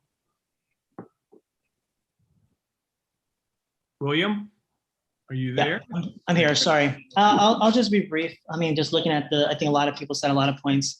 I also would be voting against this resolution. And I think it's mainly because, like, I agree with everything that, all the positive reasons and all the negative reasons on the point. And obviously safety is our priority. And I think, as Sarah mentioned, a lot of us came here to make sure our streets are safe for people. I will vote no against this resolution, but I just want board members to remember that when we vote no, this isn't the end. This is always an opportunity for us to revisit, re-amend, and relook at what we have here today. And if there's something that just doesn't feel right, you can always choose to amend your vote.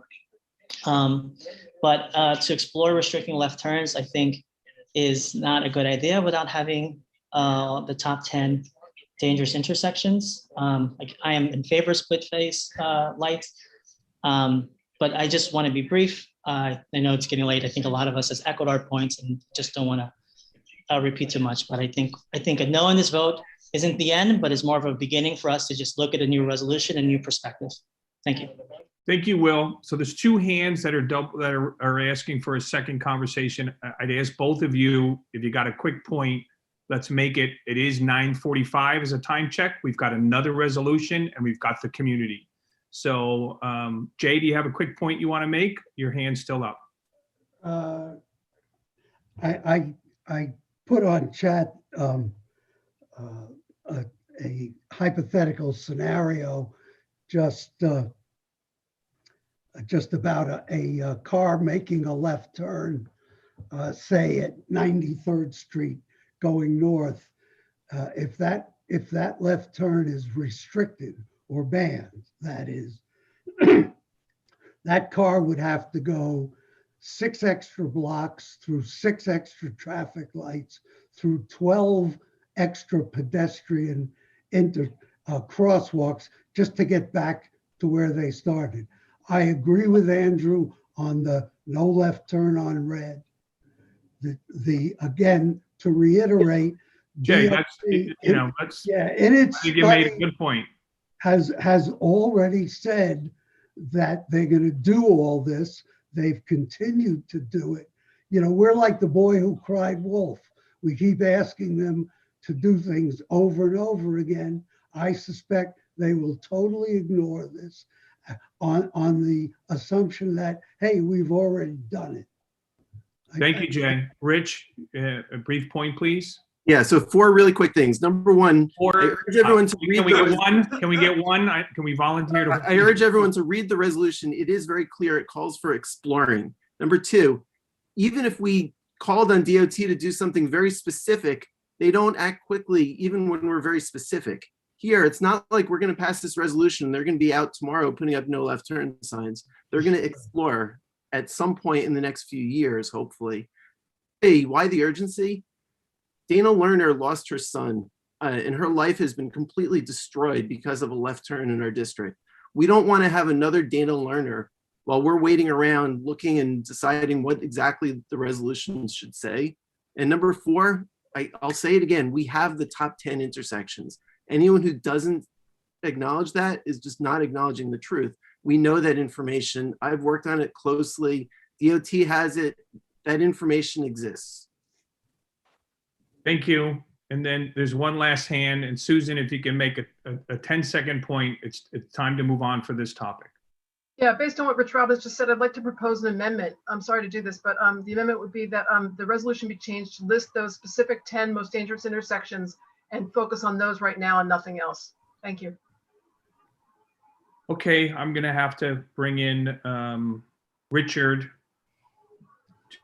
to give some direction here. I'm one of the hosts. Yeah, look, if somebody proposes an amendment and somebody else seconds it, which hasn't happened yet, we have to debate briefly the amendment and then. Oh, I'll second it. Yes. Okay. So we have a second. We have to have a debate on the amendment. It would be helpful, Susan, if you could write it out. Could I just maybe circumvent this? If Rich has the list of intersections, I would view it as a friendly amendment to insert that list rather than to say the 10 most dangerous. Is that okay with people to get this thing moving? Well, I think it's Susan, you have to. Susan, unmute. So Susan. Unmute. Susan, unmute. Thank you. Sorry. So sorry. You watch other people do it and then you do it yourself. I'm sorry. My amendment is to remove all the rest of that language and say simply, to be very clear, we want to focus on the following 10 most dangerous intersections. That's it.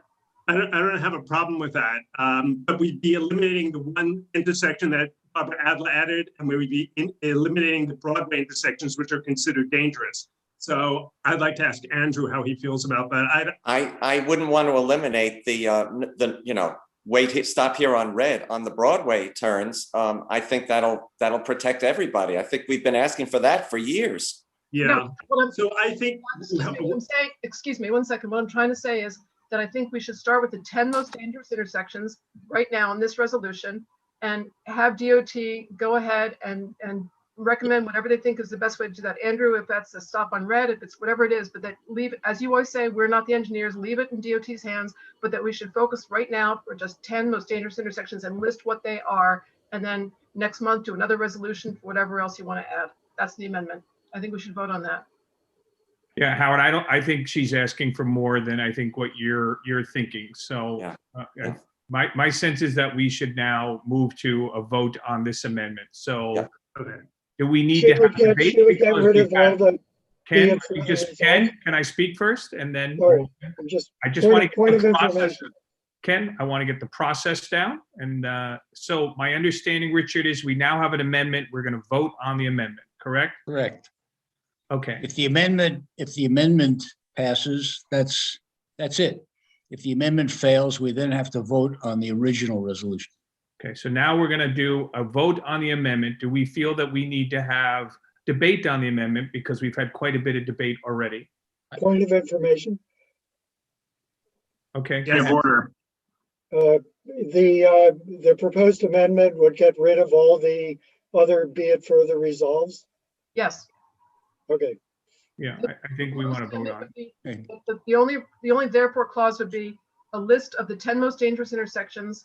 And I don't know if that needs to be updated or not. The list of the 10 most dangerous intersections and saying that DOT should address these with urgency. Okay. I just want to interject that. As a matter of procedure, when somebody has an amendment to a resolution, it would be not only helpful, it's almost indispensable that the amendment be written down and read so that there's no debate about what it says. I see Mark nodding. Should we table this until next month then? That's a great idea. I think that might make a lot of sense. There's some urgency on this. I'd like to, it's on the agenda. It's been noticed. I think we should go ahead with it. Well, there's no motion to table on the floor yet, so let's go ahead and vote on the amendment. Well, I think you're open for debate now, right? So we have to take questions about if people have, want to speak about the amendment, now is the opportunity, correct? Yep. Right, so let's pause. There's a couple hands raised. Mark Diller, you have your hand raised. Thank you. My only point is that I think we've had plenty of debate on the entire topic. So therefore, I think we've had enough debate on the gist of the proposed amendment. While I appreciate the sentiment of the proposed amendment, I will be voting against it. Thank you. I would agree that we've had quite a bit of conversation, and I'm not sure what conversation about the amendment we were going to have, but we'll stick to the process at hand that is told to me to do. Madge, you have your hand up.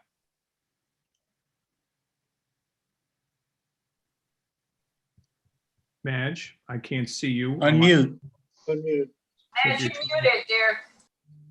Unmuting and unvoting at the same time. I'm sorry, Okay. I just had raised my hand because I thought we were going to vote. We haven't voted yet. Howard, do you have your hand Oh, raised? yeah, I just wanted to tell people at the Transportation Committee, we had a long, obviously we discussed this quite a bit, and the Broadway intersections, as Andrew pointed out, were considered major hazardous intersections. And so that's why they were in there. And I think it would be remiss to take them out because they are so typically so hazardous. That's all I wanted to say. Thank you, Howard. Clary, your hand is up.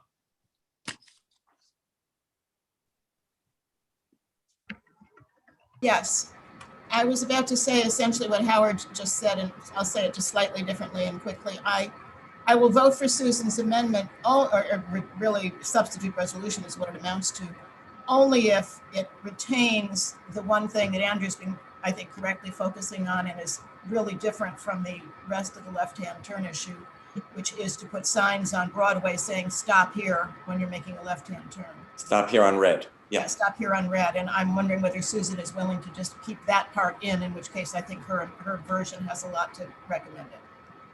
So we have another hand. Susan, One second. Thanks so much, Clara, for that suggestion. I just typed and put into the chat for panelists and attendees to see proposed language. And once again, I really do not think, since we are not engineers, that we should be specifying particular ways to address this. I think we should simply tell DOT with great urgency to take a look at the 10 most dangerous intersections in our district and to list those in the resolution. I don't have them here. Somebody must have them. Thank you. Jay, you're up. I agree with Clary and I agree with Andrew. I think that the left turn across the mall at Broadway is non-debatable, and I think there should be a sign on every one of them that says stop here on red. And I would urge Susan to include that one specific thing in her alternative resolution. Yeah, I would urge that too. If I can make a suggestion, if Susan's unwilling to do that, we can vote on Susan's amendment. If it passes, somebody can introduce another resolution, which does what Andrew wants to do on Broadway. Great, thanks very much. So the two, the amendment and the and Andrew's resolution can coexist. Thank you. Just to clarify, Susan, you're not going to add that amendment. You're going to leave it as is, right? I think it's cleaner for now to take a look at the 10 most dangerous intersections, because I really think that that's plenty to chew off at once. That's pretty clear. Just wanted to know. Rich, you're up. Yeah, so to be clear, this amendment would completely get rid of the resolution that's at stake and raise a completely different issue, which is just to have DOT look at these 10 intersections. As I mentioned at committee, and as I mentioned again recently, DOT is already very happy to do that. I had a task force set up with DOT and the 2 precincts where we were looking at these 10 intersections and looking at what could be done.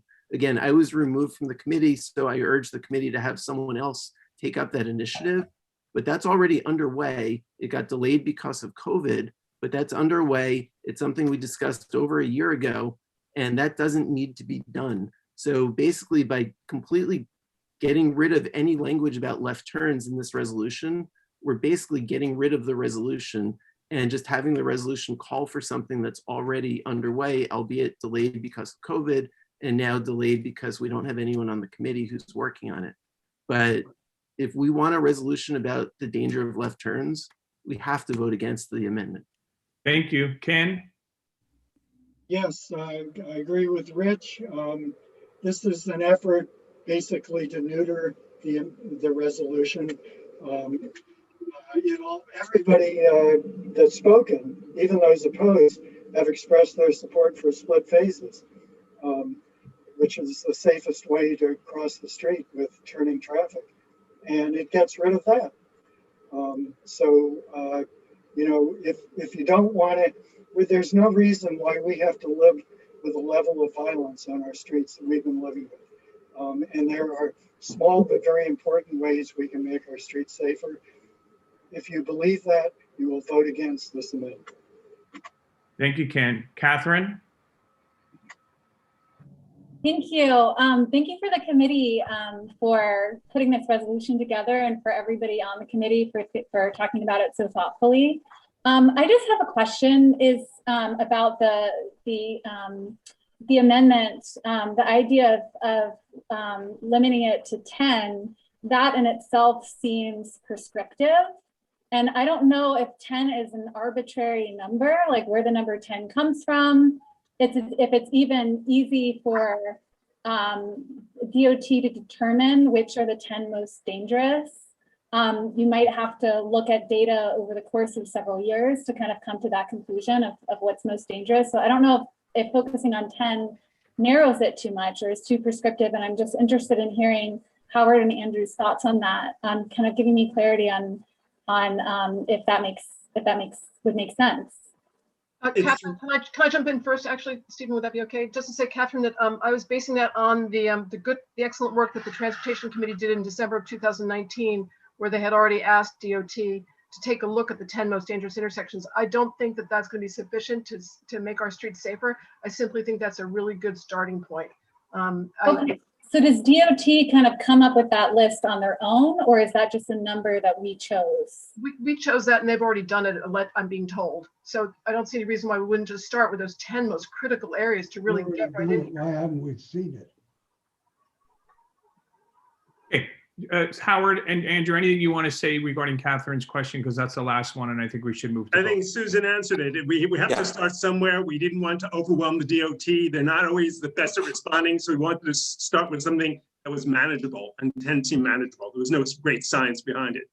Thank you. I was just curious. Thank you. Okay, I think that's the hands. So Julian, let's vote on this. Can you help out? And we'll see if it passes. On the amendment, correct? We're voting on the amendment now, Susan's amendment, and you should know, everyone, that she put the amendment word. It's in the chat. It's in the chat if there's any doubt. Point of order. Should we label this as number 8? I'm gonna defer. I see a bump of people talking. Let's wait. Christian, should we make this number 8? It says new resolution. It's not a resolution, it's just an amendment of the resolution. We only put the resolutions on the Right. sheet. Can we do a roll call on this, please? Why would we want to do a roll? What's the purpose of a roll Just make call? sure we get the vote clear. I think we're fine, Susan, with the way that It's not late enough for you, Susan? Essentially, I feel there's an issue, then we'll go, but I think we're fine. If you could, at the end of it, if you feel that you can point it out. Go ahead, Julian. Essentially, we do have a roll call because of the way we do this electronically. Everybody can see who's voting what. And then we have the voting sheets, which get saved by the office. So I'll make sure that we're very good. We'll confirm it up before we move on. We'll make sure everyone's fine with it. Go ahead. Point of order, do we record this vote on our voting sheet? Because if it's a procedural vote, we wouldn't. And if it's a definitive vote, we would. So I guess we'll see what happens with the vote. Yeah, let's put the vote forward, and we'll make a comment after that. Okay. Very good. Thank you. Okay, Julian, so let's all vote. And Julian, I'll let you and I'll support Great. you. I'll call the question 1 second just to clarify. So those voting yes on this are voting for this to be the substitute resolution. And if the yes votes carry, then this is passed as that resolution. If they don't carry, then we revert back to the original resolution, and that is what we end up voting on.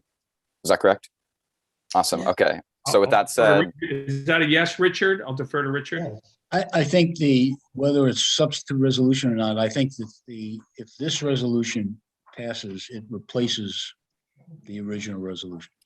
Doesn't stop anybody from offering another resolution, but it does replace to the extent that it's inconsistent, it replaces the other resolution.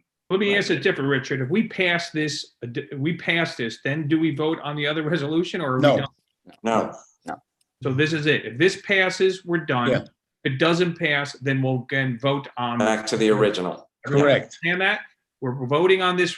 And I would suggest that if it doesn't pass, we terminate debate and go right to a vote on the other resolution. I agree. I'd second you. But, I don't know if I'm supposed all right. Okay, let's vote. All in favor of this, please raise your virtual hand or physical hand.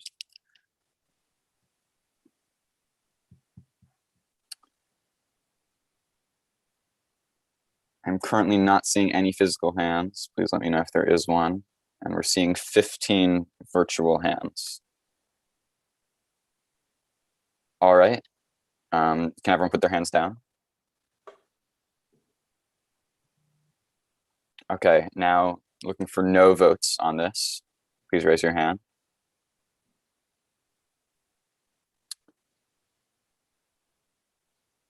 I'm looking for physical raised hands. Shelley Fine is in the is an attendee with a phone number that ends 911. He can unmute by going *6 if he wants to cast a vote. Who is that, Mark? Shelley Fine had to switch devices. He's on a phone, and so it's the phone number in attendees that ends 911. But I don't know how to take a vote with him. He would have to announce it on the. He would have to announce it orally. All right, I'm seeing. Okay, absent of Shelley's vote, I'm seeing Paul Fisher voting no in the chat, and otherwise no other physical hands. It looks like, Clary, I think you've had your hand up for both the yes and the no. Can you clarify? Am I muted? No, I'm not muted, right? I had it up for the no, not the, I had it up because I wanted to say something before, but I wasn't called on. I have it up just for the no. Got it. Okay, I'm removing your vote from the yes. Thank you. Okay, and thank you for Susan for pointing that out. All right. Okay. So then I see now 16 raised hands virtually, plus Paul in the chat is 1. Okay, so that is 17 no. Okay, can everyone lower their hands, please? And now calling for, make sure everyone's lower their hands. Now calling for abstentions.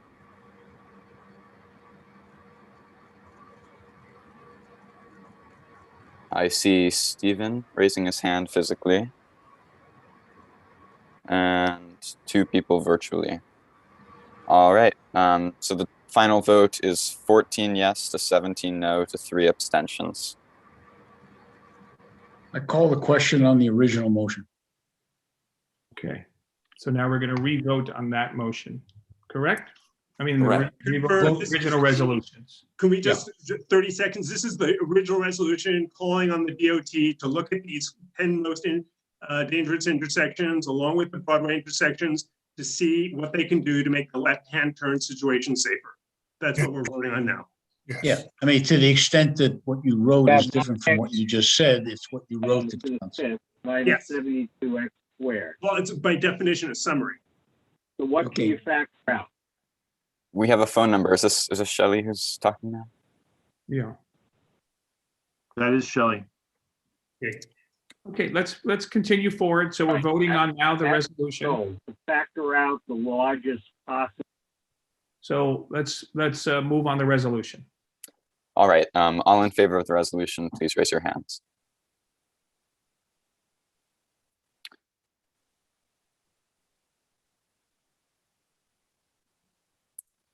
I'm seeing no physical hands apart from Paul Fisher in the chat. And I'm seeing 19 virtual hands, 20 virtual hands. I'll wait a few more seconds to make sure that's the final number. 20 virtual hands, 1 person in the chat. Okay. So that's a total of 21 yes votes. Can everyone put their hands down, please? All right, now we're counting no votes. Please raise your hand if you're voting no. All right, I'm seeing 11 virtual hands. I'll wait on the virtual hands for a second. Is there anyone with their physical hand raised? I'm not seeing anyone. Okay, I see 12 virtual hands, and that's everyone. Okay, can everyone who voted no please lower your hand? And now we'll be counting abstentions.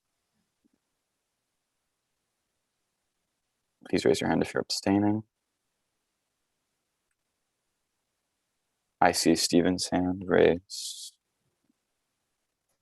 And we have 2 virtual votes, it's a total of 3. All right. And is there anyone who is ineligible? You can put your hands down now, everyone. Thank you. Is there anyone who's ineligible due to costs? How many abstentions were there? There were 3 abstentions. So the total vote is 21 to 12 to 3 to 0, which I believe means the resolution carries. Thank you, everyone. Oh, sorry. Say one thing. Everyone okay with the votes? I mean, I think the votes went smooth. Everything all right with our votes on these 2? Thank you. I'll hand it back to Howard and Andrew. That's it. We'll have our That's it for us. I hope you come and participate and contribute. So thank you. Thank you.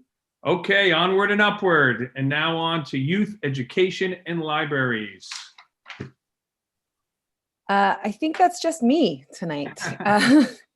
More youth education and library. Yeah. So in light of the late hour, and since I know everyone had the resolution in the packet, I'm not going to read it all.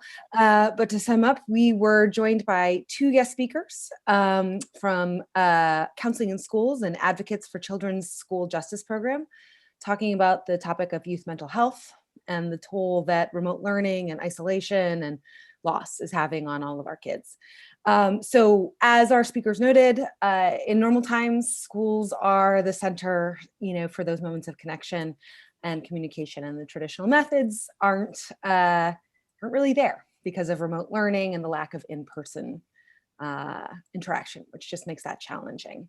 And there are impacts because of that. So just in case those of you who aren't living this, like those of us parents, our middle schools just reopened for relatively few students. The high schools, there's still no date for reopening those. And our elementary schools, while they are open, very few are open for 5 days. And that's just for the students who are hybrid. So most of our kids for now a year have not had an in-person relationship with their schools. And CBOs and agencies are being innovative about finding ways to try and connect, but as is referenced in our resolution, the data on what we're starting to see and the impact of this year of isolation and remote learning is really starting to come out.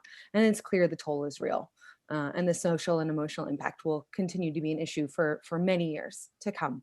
One really tragic note is that our meeting this month was preceded by the sad news that there have actually been 5 reported suicides in the New York City public schools this year, since this school year started, and that's an increase. So our speakers and the data make clear, and actually, as Roberta noted in her question to Senator Schumer, the need is clear and it will be ongoing. So our resolution urged city and state officials to support funding and resources for mental health and social emotional development for youth, their families and their guardians, and for schools, both in the current budget and in an ongoing fashion, because there's likely to be an ongoing heightened youth mental health needs in the years ahead. Second, to support increased funding for ongoing mental health training and supervision for teachers, administrators, and school aides. The idea being that they're going to need to continue to be prepared to address and support students, especially those who've experienced trauma. And third, to incorporate student input and feedback into all policy decisions regarding students' mental health, both by leveraging pre-existing student groups and by creating new opportunities, so town halls, councils, and forums, so that we can ensure that the student voices is heard on these mental health issues as we go forward. So again, you guys all have that resolution, but that's a fairly quick summary. And I hope for those of you that weren't at the meeting to hear kind of the discussion about what's going on with the students. I hope that's helpful. Thank you, Courtney. So any questions? I'm looking, I see Mark, you have one? Not a question, but thanks to Courtney and to Blanche for a terrific meeting. There was an awful lot that was discussed, and I had no idea how they were going to encapsulate that very rich and multifaceted discussion into a resolution, but they did it, and I am going to vote yes and encourage others to do so. Thank you. Any other hands raised? So I will add myself that I was there, and you know, just to accentuate a point Courtney made, because she made several very eloquently and quickly, which was we really focused a lot on the overwhelming issues that are happening with the kids not in schools. And I made the point that there's a lot of conversations about health issues about and safety of schools, but I've always been disappointed that all of the mental health issues that are compounding not being in schools doesn't get enough news. And there is quite a bit of that, to which is in both in the resolution and a tremendous amount of sort of testimony to the fact that we're reaching a really tipping point. So it was great to see middle schools open. And I, as a father of a high schooler, hope that the high schoolers come soon. But I was very moved by, you know, just moved by the testimony and what happened. So I want to thank her again and make that point as well. Steve, it looks like Paul Fisher had a question about support for parents. I actually will call out Shelley on this. In the meeting, he made the point about the need for families to have support. So there is some language in the resolution that calls out funding. I think it's it's about funding and resources for youth, their families, and guardians. So it's actually in there, and thanks to Shelley for flagging that in the meeting. Might be worth pointing out as well is that there's a lot about student voice, and our own student on the committee wrote it. So kudos to Julian, who had a large participation in this. And a lot of the student voice pieces came directly from him. So thank you and great job. Christian, is there anybody in the community signed up for this? No. Okay, does someone want to call the vote? Anyone? I'll call the question. Is Paul's comment in chat a friendly amendment of, or I'm sorry, was that just addressed about supports for parents? I took it more as a comment, and it is in the resolution, some of this, so I'll defer to Courtney, but we took it, I think you took this, Courtney, as a comment more. I took it as a comment only because it is actually in the language. In the first piece of it, it's support. We urge the officials to support funding and resources for mental health and social emotional development for youth, their families, and guardians. Yeah, so, yep. Thank you. Okay, are we ready to vote? Julian, since you helped author it, you get to count everything now. You get to do all the work. Wonderful. All right, everyone who's in favor, please raise your hand. I see Stephen's hand physically. I see Paul Fisher in the chat. And I don't see any other physical hands. I see 29 virtual hands. All right, everyone can lower their hand. Okay, let's make sure everyone's hand is lowered before we move on to no votes. There we go. Okay, please raise your hand if you're voting no on the resolution.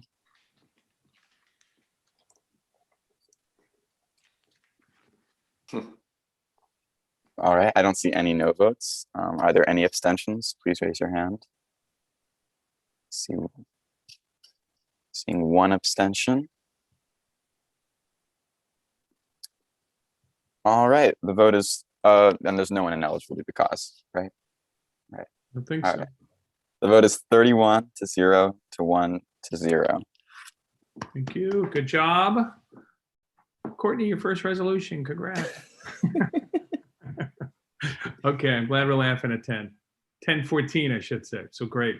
Okay, we're going to move on to the community session. And what we're going to do is what we did in the past. We toggled back and forth from a member of the community and then we called on a representative of an elected official. So we're going to start with the community first. And Christian, if you want to call out that, I'll keep track and I'll call out an official. So you're up. Zachary Campbell from the museum. Zach, you are up.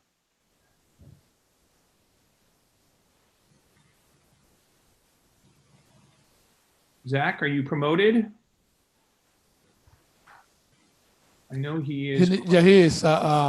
Let's go with Peter and we can circle back to Zach. Okay. Peter Anston. Oh, hello. Yes, thank you all. And thank you despite the late hour. Really quickly wanted to mention that the Bloomingdale Neighborhood History Group will be having a talk on March 23rd on the buildings in the neighborhood. It'll be a virtual tour with illustrations from the tax photos of that time. It'll be March 23rd at 5:30. Also, that our open streets are continuing on Saturdays and Sundays from 10 a.m. to 8 p.m. And we hope to expand them after daylight savings at the end of March. That remains to be seen, however. And last is that we are, along with a number of other bids in the city, looking forward to promoting small business Wonder Women. We have at least 20 businesses that are women-owned in our neighborhood, and we'll be putting profiles up on our website about some of their activities with pictures of their shops and themselves. So have a good evening and good luck going back to your families after tonight's meeting. Thank you, Peter, as always, skillfully said. So I'm going to first of all let you know that I kept a little bit of informal order. So people who went very last, I'm going to try and get first. But I have a request, and I'm asking if everyone can pick three things to choose. We really are late into the night. It's 10:16. That's the number 3 is the wonder number today. So everyone pick their top 3.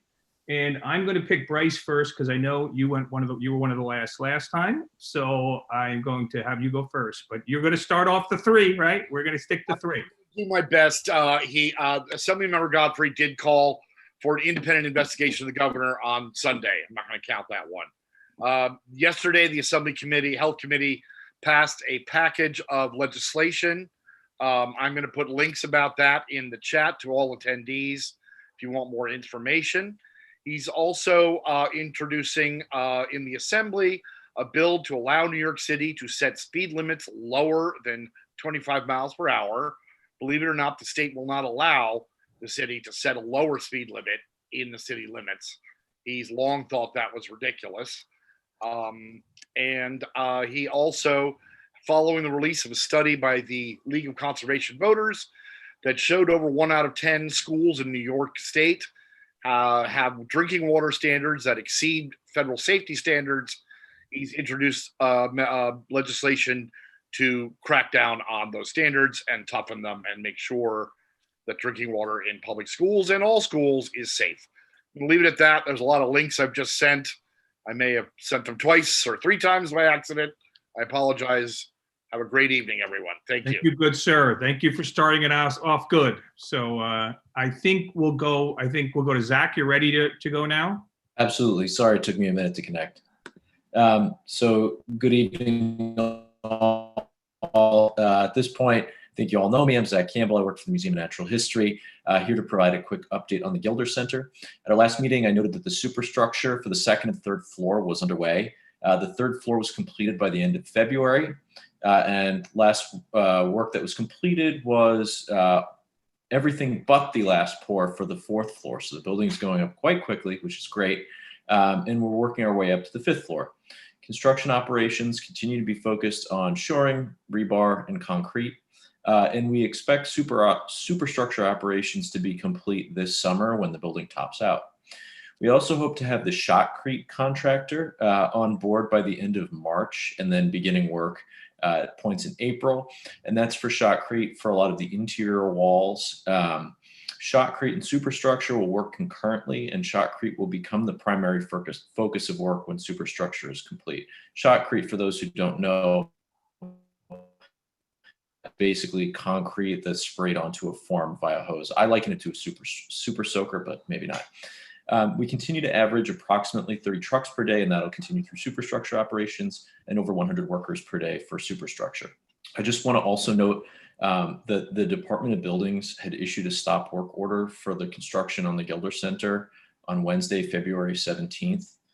During a routine inspection, the DOB on their site visit noted that there was an issue with one of the permanent stairs. This is not an egress issue. This is with the actual construction of the new building, had to do with the height of the stairs in relation to some of the activities that we were working on. The superstructure activities were immediately halted, and the contractor addressed the issue the very next day. Department of Buildings inspected the following Monday. They followed up with us for some additional requests for information. However, the stop work order is still currently in effect. We anticipate to get back to work immediately once the stop.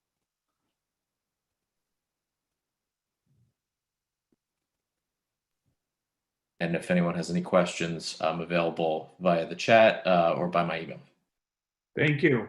Hannah from Congressman Nadler's office. We could stick to the three. I'm going to Yes, keep pushing absolutely. people. And, I see a lot of tired eyes. Majority Leader Schumer spoke about the relief bill, so I'm just gonna, I'll happily update once the bill is passed, hopefully by the end of the month. So hopefully by next meeting, we should have a full update on what's in the bill. You can feel free to call our office with questions. I just want to flag a few pieces of legislation that that the Congressman Nadler is working on. So the Equality Act was passed out of the House, so that's really exciting.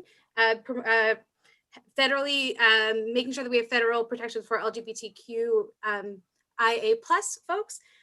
Some bills that have been the congressman is introducing into this Congress, reintroducing. So the Pregnant Workers Fairness Act, the Bipartisan Background Checks Act, the No Ban Act to prevent future Muslim bans, and the George Floyd Justice and Policing Act. So there's a lot of things that we're working on. I will keep you posted as it moves through the House. Just one thing to flag. The PPP, they have now created a 2-week period that companies with 20 or fewer employees have a special time to apply for this loan. If you have any questions, it opened last Wednesday, February 24th. It's a 2-week period. If you have any questions, I will put all the information in the chat. The last thing is tax season's upon us. There's a lot of free resources available. All are listed on our website, and I will put them in the chat. Thanks, everyone. Thank you. Community member, who's the next community member, Christian? There's no more.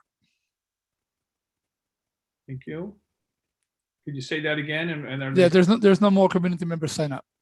Oh, okay. Well, then let's continue forward. Liam from Assemblyman O'Donnell's office. All right. Thank you, Stephen. I will one-up everyone by only doing 2 points. I'll take one out. So our bill to allow for parolee voting has passed the Assembly Elections Law Committee. We are hoping that it will pass this month. That will expand the right to vote for everyone released on parole. The governor has allowed for executive orders for people released on parole, but there's still confusion at local board of elections and for people who are on parole. So this will clear that up, and that means every adult citizen living in the community will have the right to vote, which is a huge step. And then second thing, we are again prioritizing trying to get NYCHA vaccines at Douglas houses as well as Grant houses, which is in CB9, and making sure that those vaccines go to Douglas and Grant houses residents. Again, we're still trying to parse the details out, but that's really the top priority for our office right now in the district. And we will try to keep everyone updated. That's a really good last point. We may follow up with that. We're having some ongoing conversations there. Okay, Lori from Corey Johnson's office. I hope your surgery went well and you're up. Yes, it did. I can almost see you. I can see you well. On one side, I can see you well. All right. So I promised to do the 2 events, so I only have 2 things. I did put this in the chat, but we're hosting, the Speaker's Office hosting 2 health events this month, which I think would be pretty important for all of us at this point. One is a benefits presentation for seniors. That's Tuesday, March 9th. I put the link in the chat earlier. It's Tuesday, March 9th from 6 to 7. Our office is partnering with the organization Live On New York. If you know that organization, they are wonderful. And they will help people learn about the benefits that are available to older New Yorkers. And the second event and the last, Health Advocacy Academy, Thursday, March 24th from 6:30 to 8:30. We're hosting that workshop in partnership with Say Ah. And this workshop is to provide people tips to get better care, tools to help navigate healthcare systems, and who doesn't need that, and strategies to change the system to meet your needs. And again, I put both of those links in the chat. I can do it again, and that's it for me. Thank you very much. Shayna, oops, you are up. Hi, it's Shauna Harmon Gall from Senator Brian Benjamin's office. Just two things. Senator Benjamin and Assembly Member Kimberly Jean Pierre introduced and announced the Post-Traumatic Prison Disorder Shawana Act, which is legislation to address the mental health crisis faced by our correctional system. Also, tomorrow, Wednesday, March the 3rd, Senator Benjamin is having his Less is More town hall.